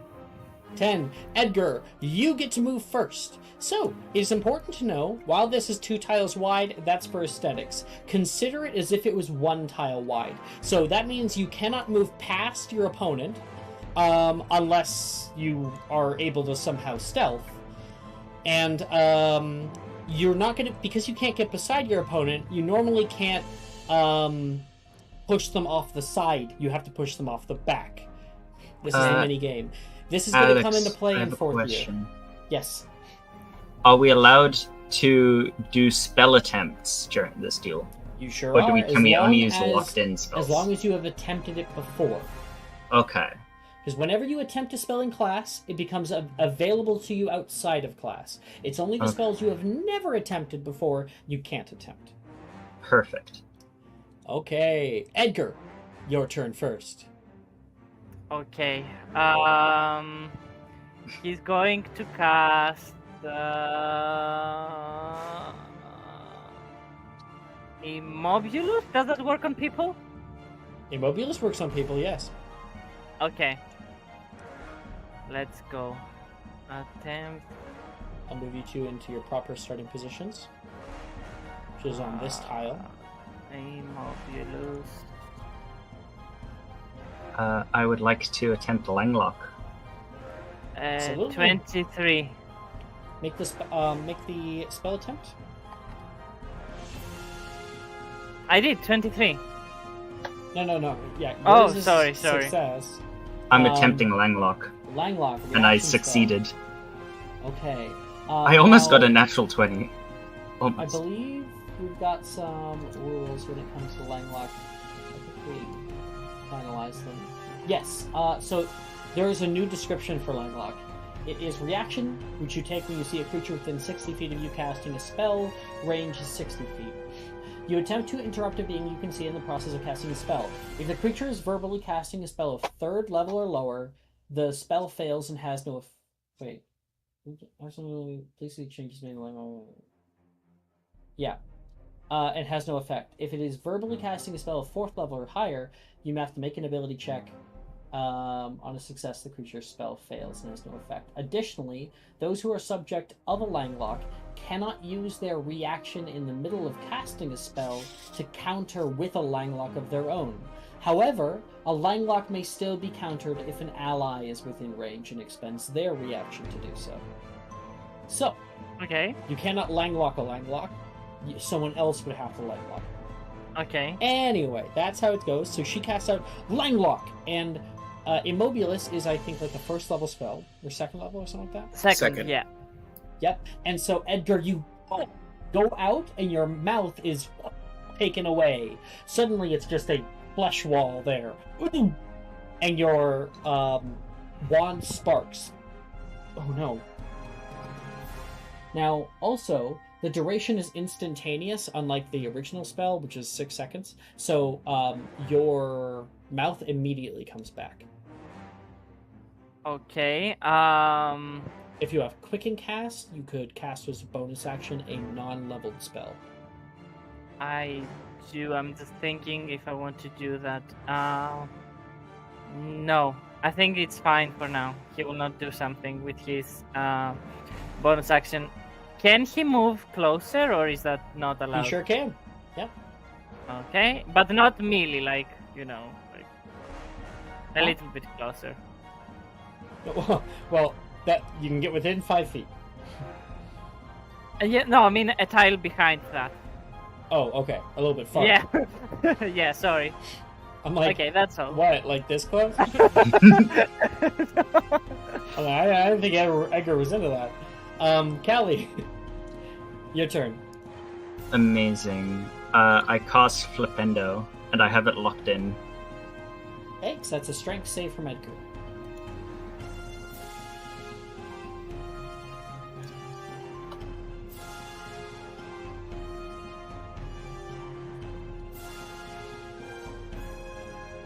Six, so I get flipendoed. Okay, so what's your spellcasting ability modifier, Alice? I don't know what Alice's is, but Callie's is plus sorry. 4. I meant Callie. Okay, so that's 5, 10, 15, 20, and you are knocked prone. Boom, boom. You deal a D10 of damage. Right, let me roll that D10.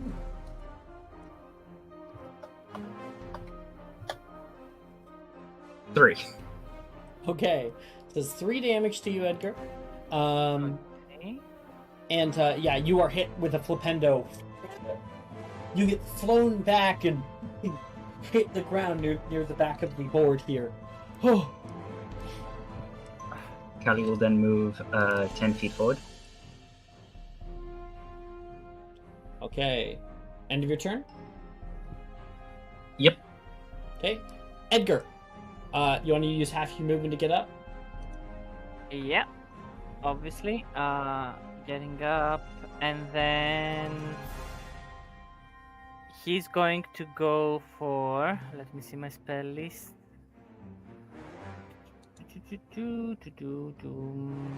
Give her all you've got. And make sure I'll it's go a for high it. level spell or subtle. Because she can still do another line block.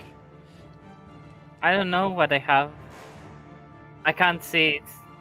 For Meta Magic. You Yes, can't see but, it? What do you mean?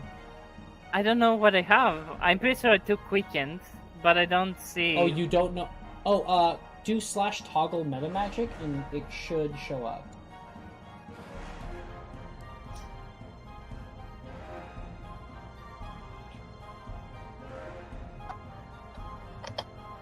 Oh, I have to.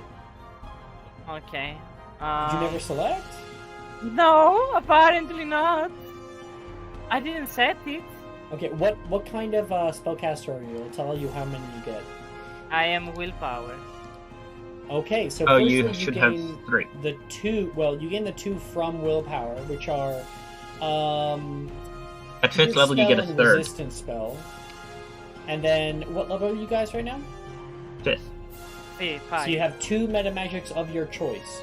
So the S tier one is Quicken spell because it allows you to cast as yeah, a bonus I have action. Quicken. And Subtle is then- good for non-verbal casting. Twin spell is good, but when you're up against multiple opponents. Heightened spell is really good for if you want someone to fail a saving throw. No, Quicken and Subtle sounds good. Take 'em. So you I click didn't on know those why they were never locked in. Sorry. It's all good. Now you know. Now I know. Okay, let's do Immobulus again. This time it's locked in, but I'm going to do it with a subtle spell. Hell yeah. Okay, word to the wise, you're gonna want to get closer before you do that, because it is a 15-foot cube in front of you. Yeah, he's going to move 110. You can move another right 5 here if maybe. you want, because you're really Yeah. close to the edge. Yeah. If you can. So Edgar, kicks up to his feet, runs forward, leaping, fabulous. Or without words, so... locked in. You're gonna roll me... At what level are you casting this? 2nd. second. So that's 4 sorcery points that it costs. Because subtle is double. It might be changed. Subtle is double the sorcery points of the level. So if it's level 2, it's 4. 3 is 6. That kind of thing. Okay.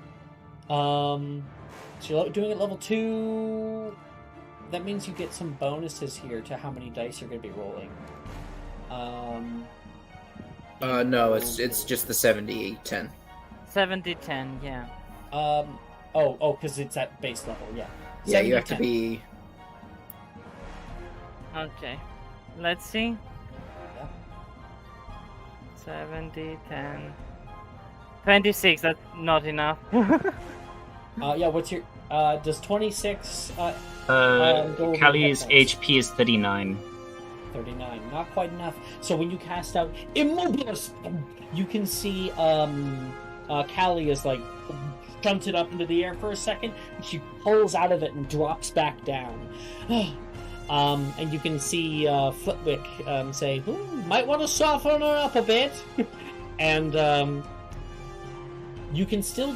So there's a rule that is you can't use 2 meta magics on a single spell. But on a single spell. So you could use Subtle, and then on a different spell, use Quicken, for instance. Would you like to Quicken?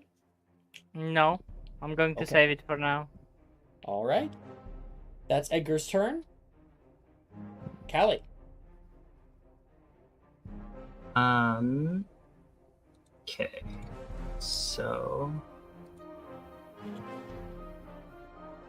You can see Flitwick compiling little notes in the background for each of you to help you in the future when it comes to dueling, as this is your first attempt at it.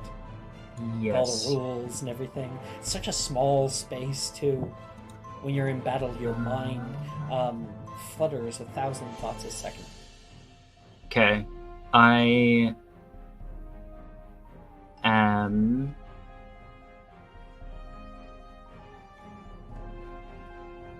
going to spend 2 sorcery points and Fierce Spell Incendio while casting at 2nd level. So it becomes 3rd.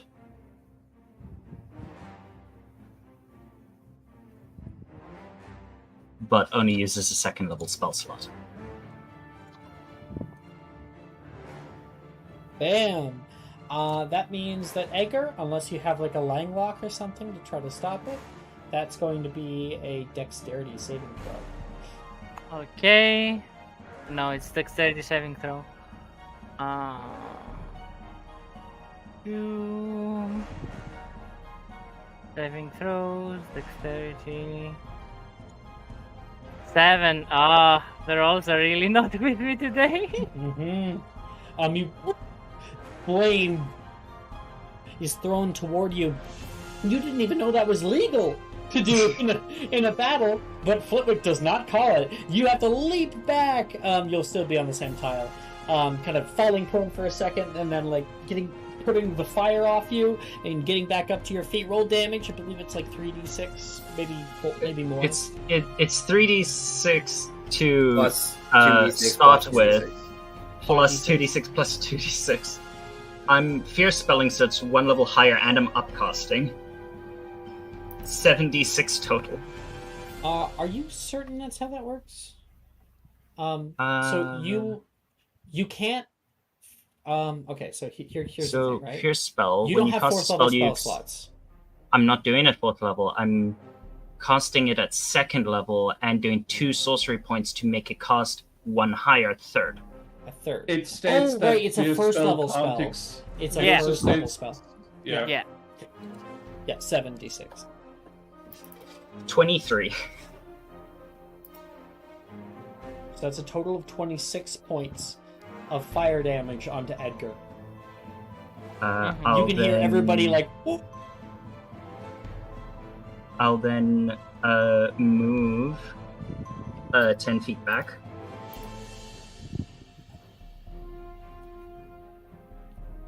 Edgar, what kind of caster are you? You're Willpower. Right. Okay, I got that. Cool. Your turn, Edgar. Okay. If I move to take damage from the fire, Nope. I'm going to move closer. And I'm going. I think so. The way it works, I rule it. It's when you enter the fire.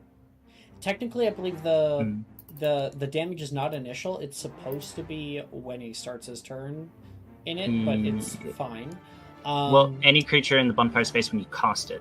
Yeah, and then and then when it enters for the first Yeah. time. Yeah, enters. And he's Enters not or entering, he's ends. exiting. So Okay. go ahead. Okay. He's going to cast. Glacius. But I need to attempt it first. So, little thing with Glacius, okay? Because I'm going to help you here. The target needs to be wet.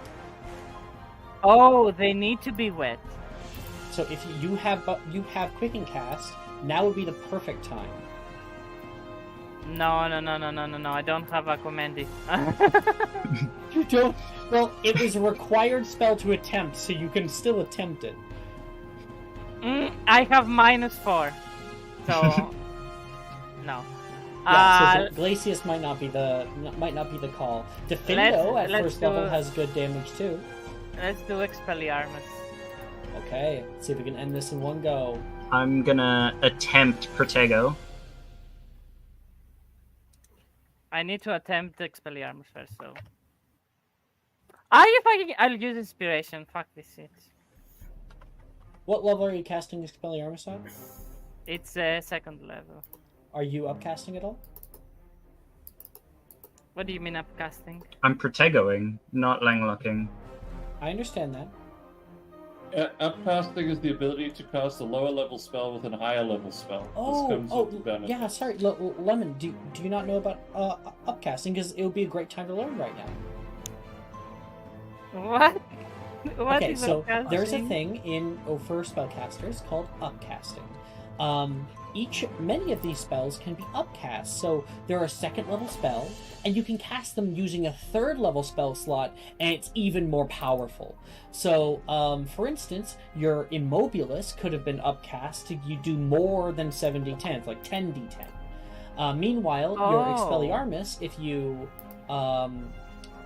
upcast, you can choose the direction the object travels and the object's distance. As well as higher level spells are much more difficult to deflect and things like that. Okay. Yeah, sure. Let's upcast Expelliarmus. Okay. Up to 3rd, because I think you don't have 4th, so 3rd's as high as you can go with this one. Okay. What do I roll now? I succeeded the attempt. You roll to attack, and Spell now, attack. Callie, do you have that Protego?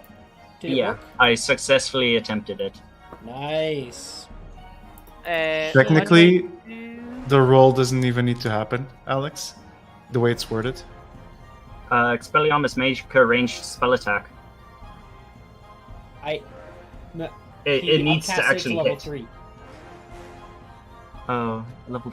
No, but so it's equal or lower than half. I didn't read that half. Yeah. Sorry, I'm not here. Yeah.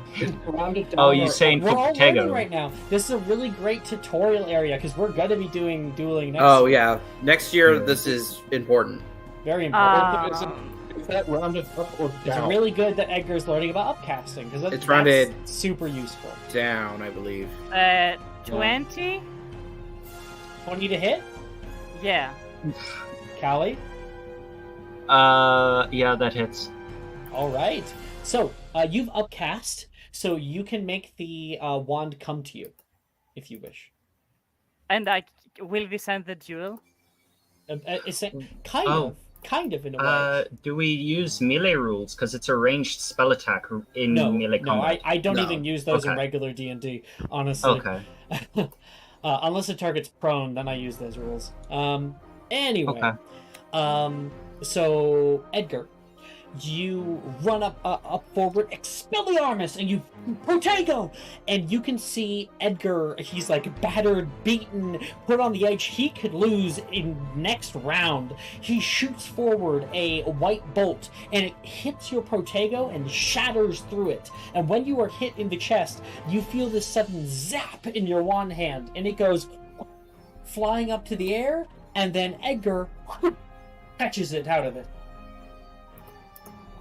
He is excited. Now, technically, I think Edgar turns like, oh, I won. But if we look back at the rules, technically not. You win when your opponent is any of the following for longer than 10 seconds. Unconscious, restrained, petrified, or has left the bounds. Yeah, that's why. Not disarmed. Now, she can't touch you. So the question is, I think Flitwick will say, very good disarming. Miss Kelly, do you yield? No, Professor. Oh shit, okay. You have mindless magic, let's go! Kelly? She does not have wandless magic. Oh! I think you can do shit, dude. She has a... I have an idea. I have an idea. Okay. She is going to make herself appear as big as possible and try, like, almost getting into Edgar's space, but not actually touching him to encourage him to walk backwards into the incendio. So intimidation? Oh, wait, I realize Protego would be up, so... Yeah, well, that's dedication, not concentration. It's fine. You can cast, but it just means the Protego goes down. That's all. Yeah, okay. So, yeah, she's trying to scare him backwards into the incendio. So obviously, this is outside the regular rules of D&D, and so the question is, Edgar, do you want to give her the chance, or do you want to win? Because it isn't mechanical. She's technically not able to do this. It's your call. I mean, he's feeling very confident he has the wand. Well, so I wouldn't say he you, would Lemon, be it's getting you. intimidated. Your choice, Lemon. Yeah, but I'm saying it as the in character because he's confident he wouldn't get intimidated. At this point, if he didn't have anything, yeah, sure. Yeah. But she's like, woohoo! So, She's like, Callie, unfortunately, it's not an actual mechanical thing that you're able to do in this battle. So he like, and do we want to retcon for a second? She had a backup plan, but it's up to you how well that would actually work. When he cheers and outstretches his arms, Callie will try to grab her wand back. Because if she touches the wand, it's not touching him. That is very true. You guys can go ahead and make me a contested athletics check. Athletics? Yep. Fuck me. 23. Yeah. I'm gonna give disadvantage to Callie because you can't touch him. You have to be very fucking careful about that. Cool. Shouldn't it be sleight of hand? Yeah, there you go. Shouldn't it be dexterity? Yeah. When it comes to pulling between two people. I could say either, so you guys can roll either athletics or sleight of hand check. Because if I roll with sleight of hand, then it's what is it? It's your guys' call. It's 16. I mean, for me, it's dexterity or 16. strength-based? Edgar got 16. If I use sleight of hand, then yes. Okay. Yeah, with Callie? With a disadvantage, I would have gotten 13 on athletics. So you grab forward and are able to snatch the wand out of the air, and Edgar's like, whoa! And you're holding it there. Professor Flitwick's on the edge of his seat. Careful, Kelly! And you're like, they're like trying to pull, and Edgar pulls back.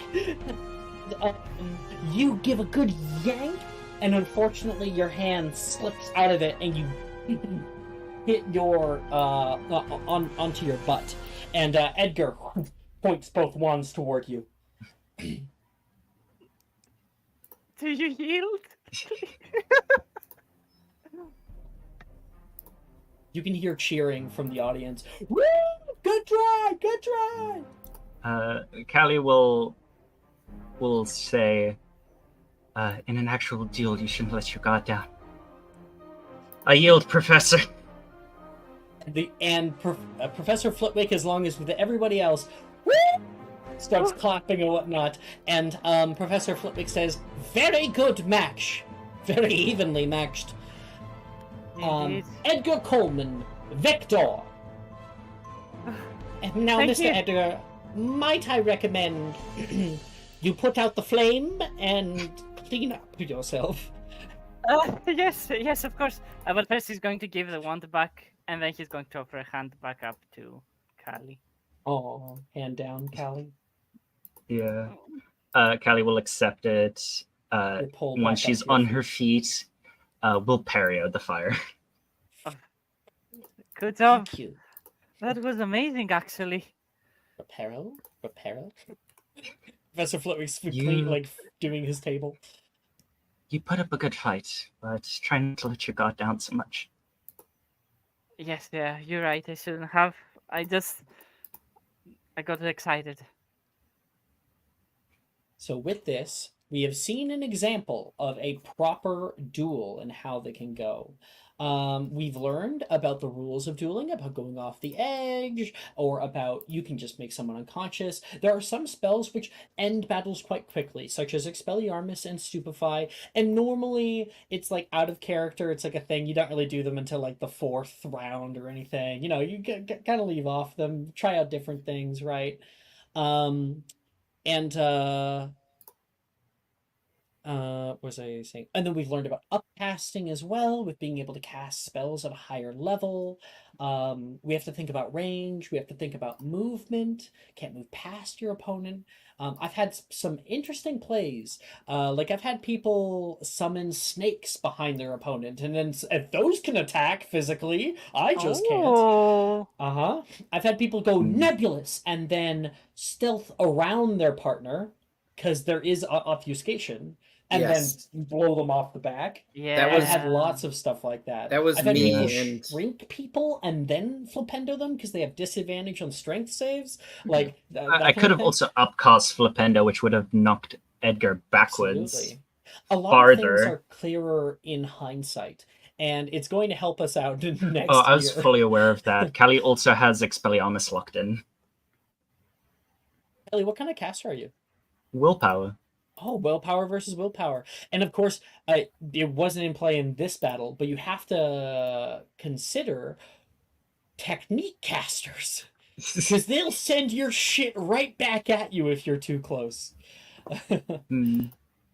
And everybody, we're obviously not going to do like the 7 more fights, but I'd love it if you guys, if you wish, pick a partner, and we'll do a sort of rollies to see how that fight went. Please I want do, Anne, guys. if Anne is here. Anne? Yeah, I'm here. So Camilla and Anne are called up. What does Camilla look like when he's like on that stage and you guys are holding your wand toward each other before the battle? So, have you ever seen like someone that like any fighter that is hyping himself up, but in a corner? Not so much like the jumpy, but my example is battle dancers. There are some cute personalities that when they are about to battle, you look at them and they're like this. So that's Camille. Some shift happens, and as he's going up, he's completely stoic. Not a drop of anxiety. And it's almost a little intimidating. You've never seen Camille like this. And how does Anne respond to that? How is she at the start of the battle? This isn't her strength, so she's just here for a good time, and I think she's a little surprised. Exactly like that. Good duel. Exactly. And from the stands, you can hear Nolan go like, "Kick his scrawny French ass." Give me your best. Rolls off. All right. Rollies. Let's roll some d20s. See how it goes. Okay. Can Do we can want to attempt some spells? Sure. I love that idea. Yeah. So, we had about 3 rounds before, so you have 3 rounds. Each of you guys can attempt some spells. Whoever does best wins. So, can we actually do rollies for initiative just to see if I could just surprise with a first round of like weird shit? I think we can just leave it with narrative. Really, Yeah, we don't have let's to go for then. it. Yeah. Cool. Actually, Camille would wait for you to do something Ooh. and protect himself. Well, that blows my plan up. Anne would subtle spell you with Expelliarmus, or Stupefy. She has locked in. Oh, stupefy! Immediately, Protego. And obviously, we're not really rolling. You can still roll to attempt the spell if you want. So the idea would be, since it doesn't end the battle immediately, you cast out Stupefy, and Camilla is able to, just at the last second, put up a blue ethereal shield that is able to peter out your spell on the outside. You can see a crack open up on it, and then Camilla responds with... He will quicken Periculum and try to do that little sparkle into Anne's eyes. Try to blind her. Anne is kind of staggered for a moment. Hey! And Anne? She's and gonna... then subtle spells to Stupefy right after. Okay. Fuck. Wait, I can do spell deflection on the Stupefy, I think. Can't I? Oh, cool. No, because it's not a saving throw. Wait, Stupefy? No, it's a roll to hit. Yeah, so the Wait, spell I thought says it was it as must long be a as- saving throw, right? No, No, I thought doesn't it say if you're just the target of a spell? Like it's just that's any the spell. You can deflect any spell. Yeah. Really? Even if as long you as subtle Anne and don't has know it. Stupefy locked in, which I do. did you succeed at? No, you I already had have it locked in? Stupefy locked in. Okay, cool. But so I would deflect the Stupefy, and then I guess I would He get... probably wasn't close Can I enough to deflect it back? No, No. you probably weren't close enough to really get it. So she had to deflect it down to the ground. And then Anne, how do you respond? I guess I would again subtle spell. Yeah, I'm just gonna keep. I would subtle spell Stupefy again. Okay, so Can I just so you know, upcast that? yes, Because I have third you level can, spells, up to third, so yeah. I would upcast it to third and subtle spell So Stupefy. that would have been 10 total sorcery points. How many? do you Oh, have? okay. I don't know how sorcery points work, so I So assumed each it of was these each meta-magics turn. cost sorcery points. Okay. You're level 5, and what you're a technique. have I'm a seven. technique. Well, technique have a shit ton. You have only 7 sorcery points. Okay, so you would not be able to subtle explain it. how Subtle those meta magic. You Mhm. spend double the sorcery points to what the spell level is. So if got it's a it. second level spell, you spend 4, 3rd, 6th, 4th, 8th. Cool. And you would have already subtled the last one you said. So Mhm. if that was the second level. So that would have Yeah. been 4 sorcery points already. You only Okay. have 7. 3. Oh, okay. So technically, 3. even with like the spell deflection would cost 4 sorcery points. Oh yeah, the spell deflection's the same thing. So it's fine. We're not actually doing Yeah, this. no, We're yeah, learning a just so little we bit, know. right? Can you Yeah. tell So I've now never Allie played a knows about- sorcerer? Yeah. Sorcery Um, points. Cool. It's when we're out of character, we never worry about this shit, Yeah. right? So we Sorry, just play. Camilla. I did not understand that. That's perfectly fine. I'll also abuse sorcery points and say, I'll spell deflect it. Cool. Okay. Fuck sorcery points. You accidentally hit Gemma in the audience. Yes. Accidentally. Accidentally. Both of us go, yes. Exactly. Means we both won today. Exactly. Amazing. Okay. And yeah, you're throwing out that stupefy. Camilla, how are you? That's Defending. yeah. So spell deflection into Gemma. Oh, That's right, the into thing. Gemma. Yeah. And you have quicken cast. I have I think so. I do. Yes, I do. So you can cast. So this is an important thing to know for dueling, right? Mhm. Thing we're learning is that you can only cast 1 leveled spell per turn. That's D&D 5e rules.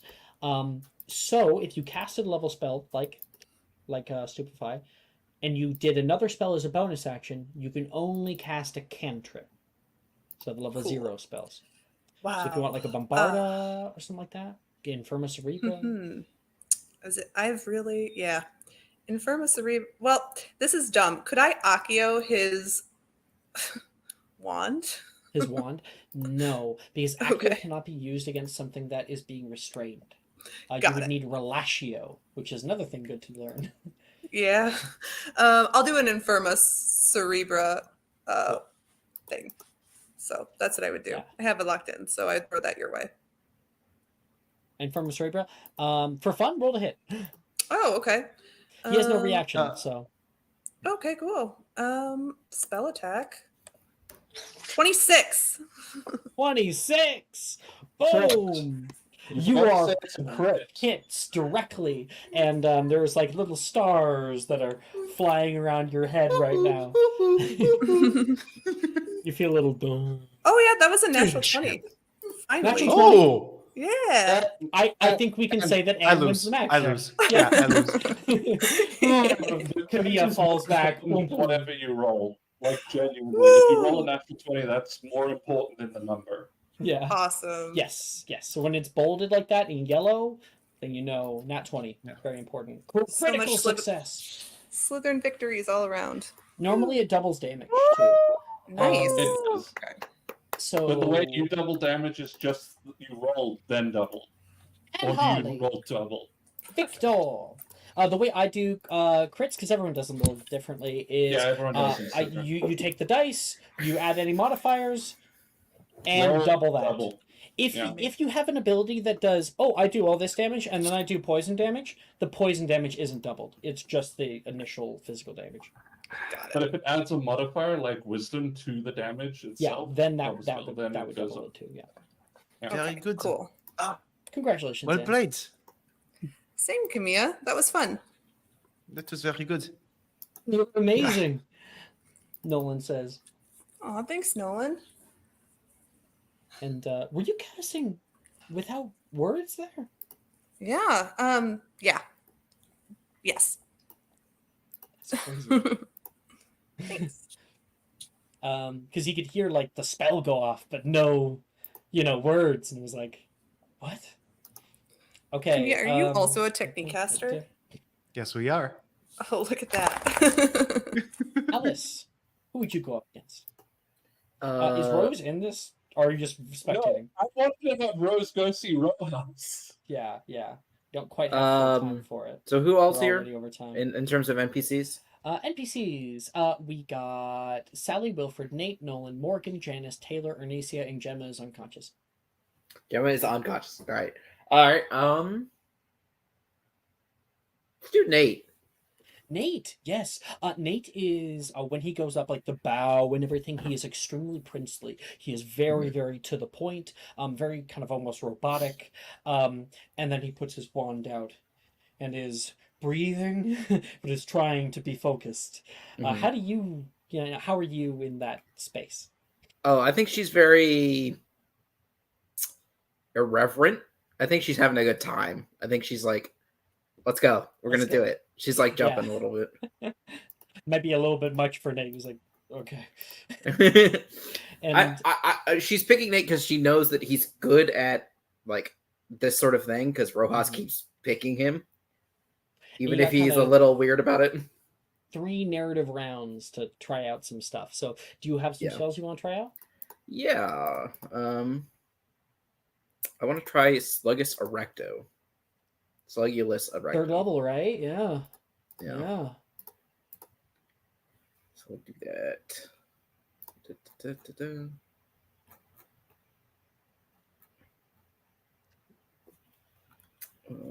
Spells.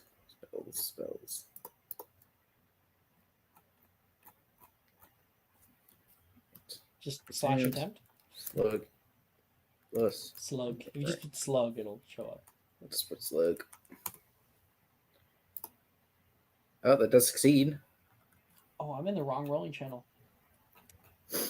Am I in the There we wrong channel? go. No, I'm not. Okay. 23, yeah. To attempt Slugulus Erecto. You shoot a spell toward him. He is directly hit. Ooh, and he's going to throw up a large flobber worm. Ugh! Oh, Hey! and he's going to try to cast, but Slugulus Eructo makes it so it's difficult to cast verbally. He doesn't have several casts, so he has to make a save. He fails that save and throws up another one. What's your next one? Got him on the ropes. Let's do.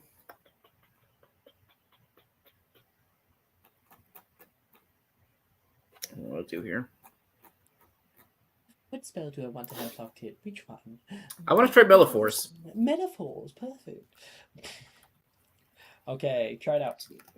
Metaphors. It's Metaphors. Yeah, that does Yeah, succeed. that's a success. He has to make like a dex save, I believe. Which is Wisdom. another fail. Wisdom. Oh, wisdom is a little bit higher. What's your spell save DC? Let me just do a slash spell attack and then it'll show me. Yeah, totally. 16. He fails. So he coughs him up. Pumpkin now on his head. Just trying to take it off as much as he can. He has to use his action, and he fails to take it off. I'm really Oh no! No, that's Nate. above a 10. And Alice, how do you want to end this? You're totally winning this, right? Yeah, I think You have she's advantage gonna, on the attack, like, yeah. She's gonna. I think she'll probably just. Sagittario, I think, and just finish him off. Sagittario! We can see like these green bolts. Shing, shing, shing. Like 4 of them appear above you, and you send them off, and they straight through the area and fade to black. Alice Rays! Victor! Woo! You have won. All right, gang. And with Dueling Club, you guys learn some very unique lessons about dueling. Exactly. Next session, we'll be able to have that little scene with Rose, and we're going to be having Slug Club later. We might even have a jump. Lots of drama to come. Thank you all for playing, and I will see you guys next week. Bye-bye.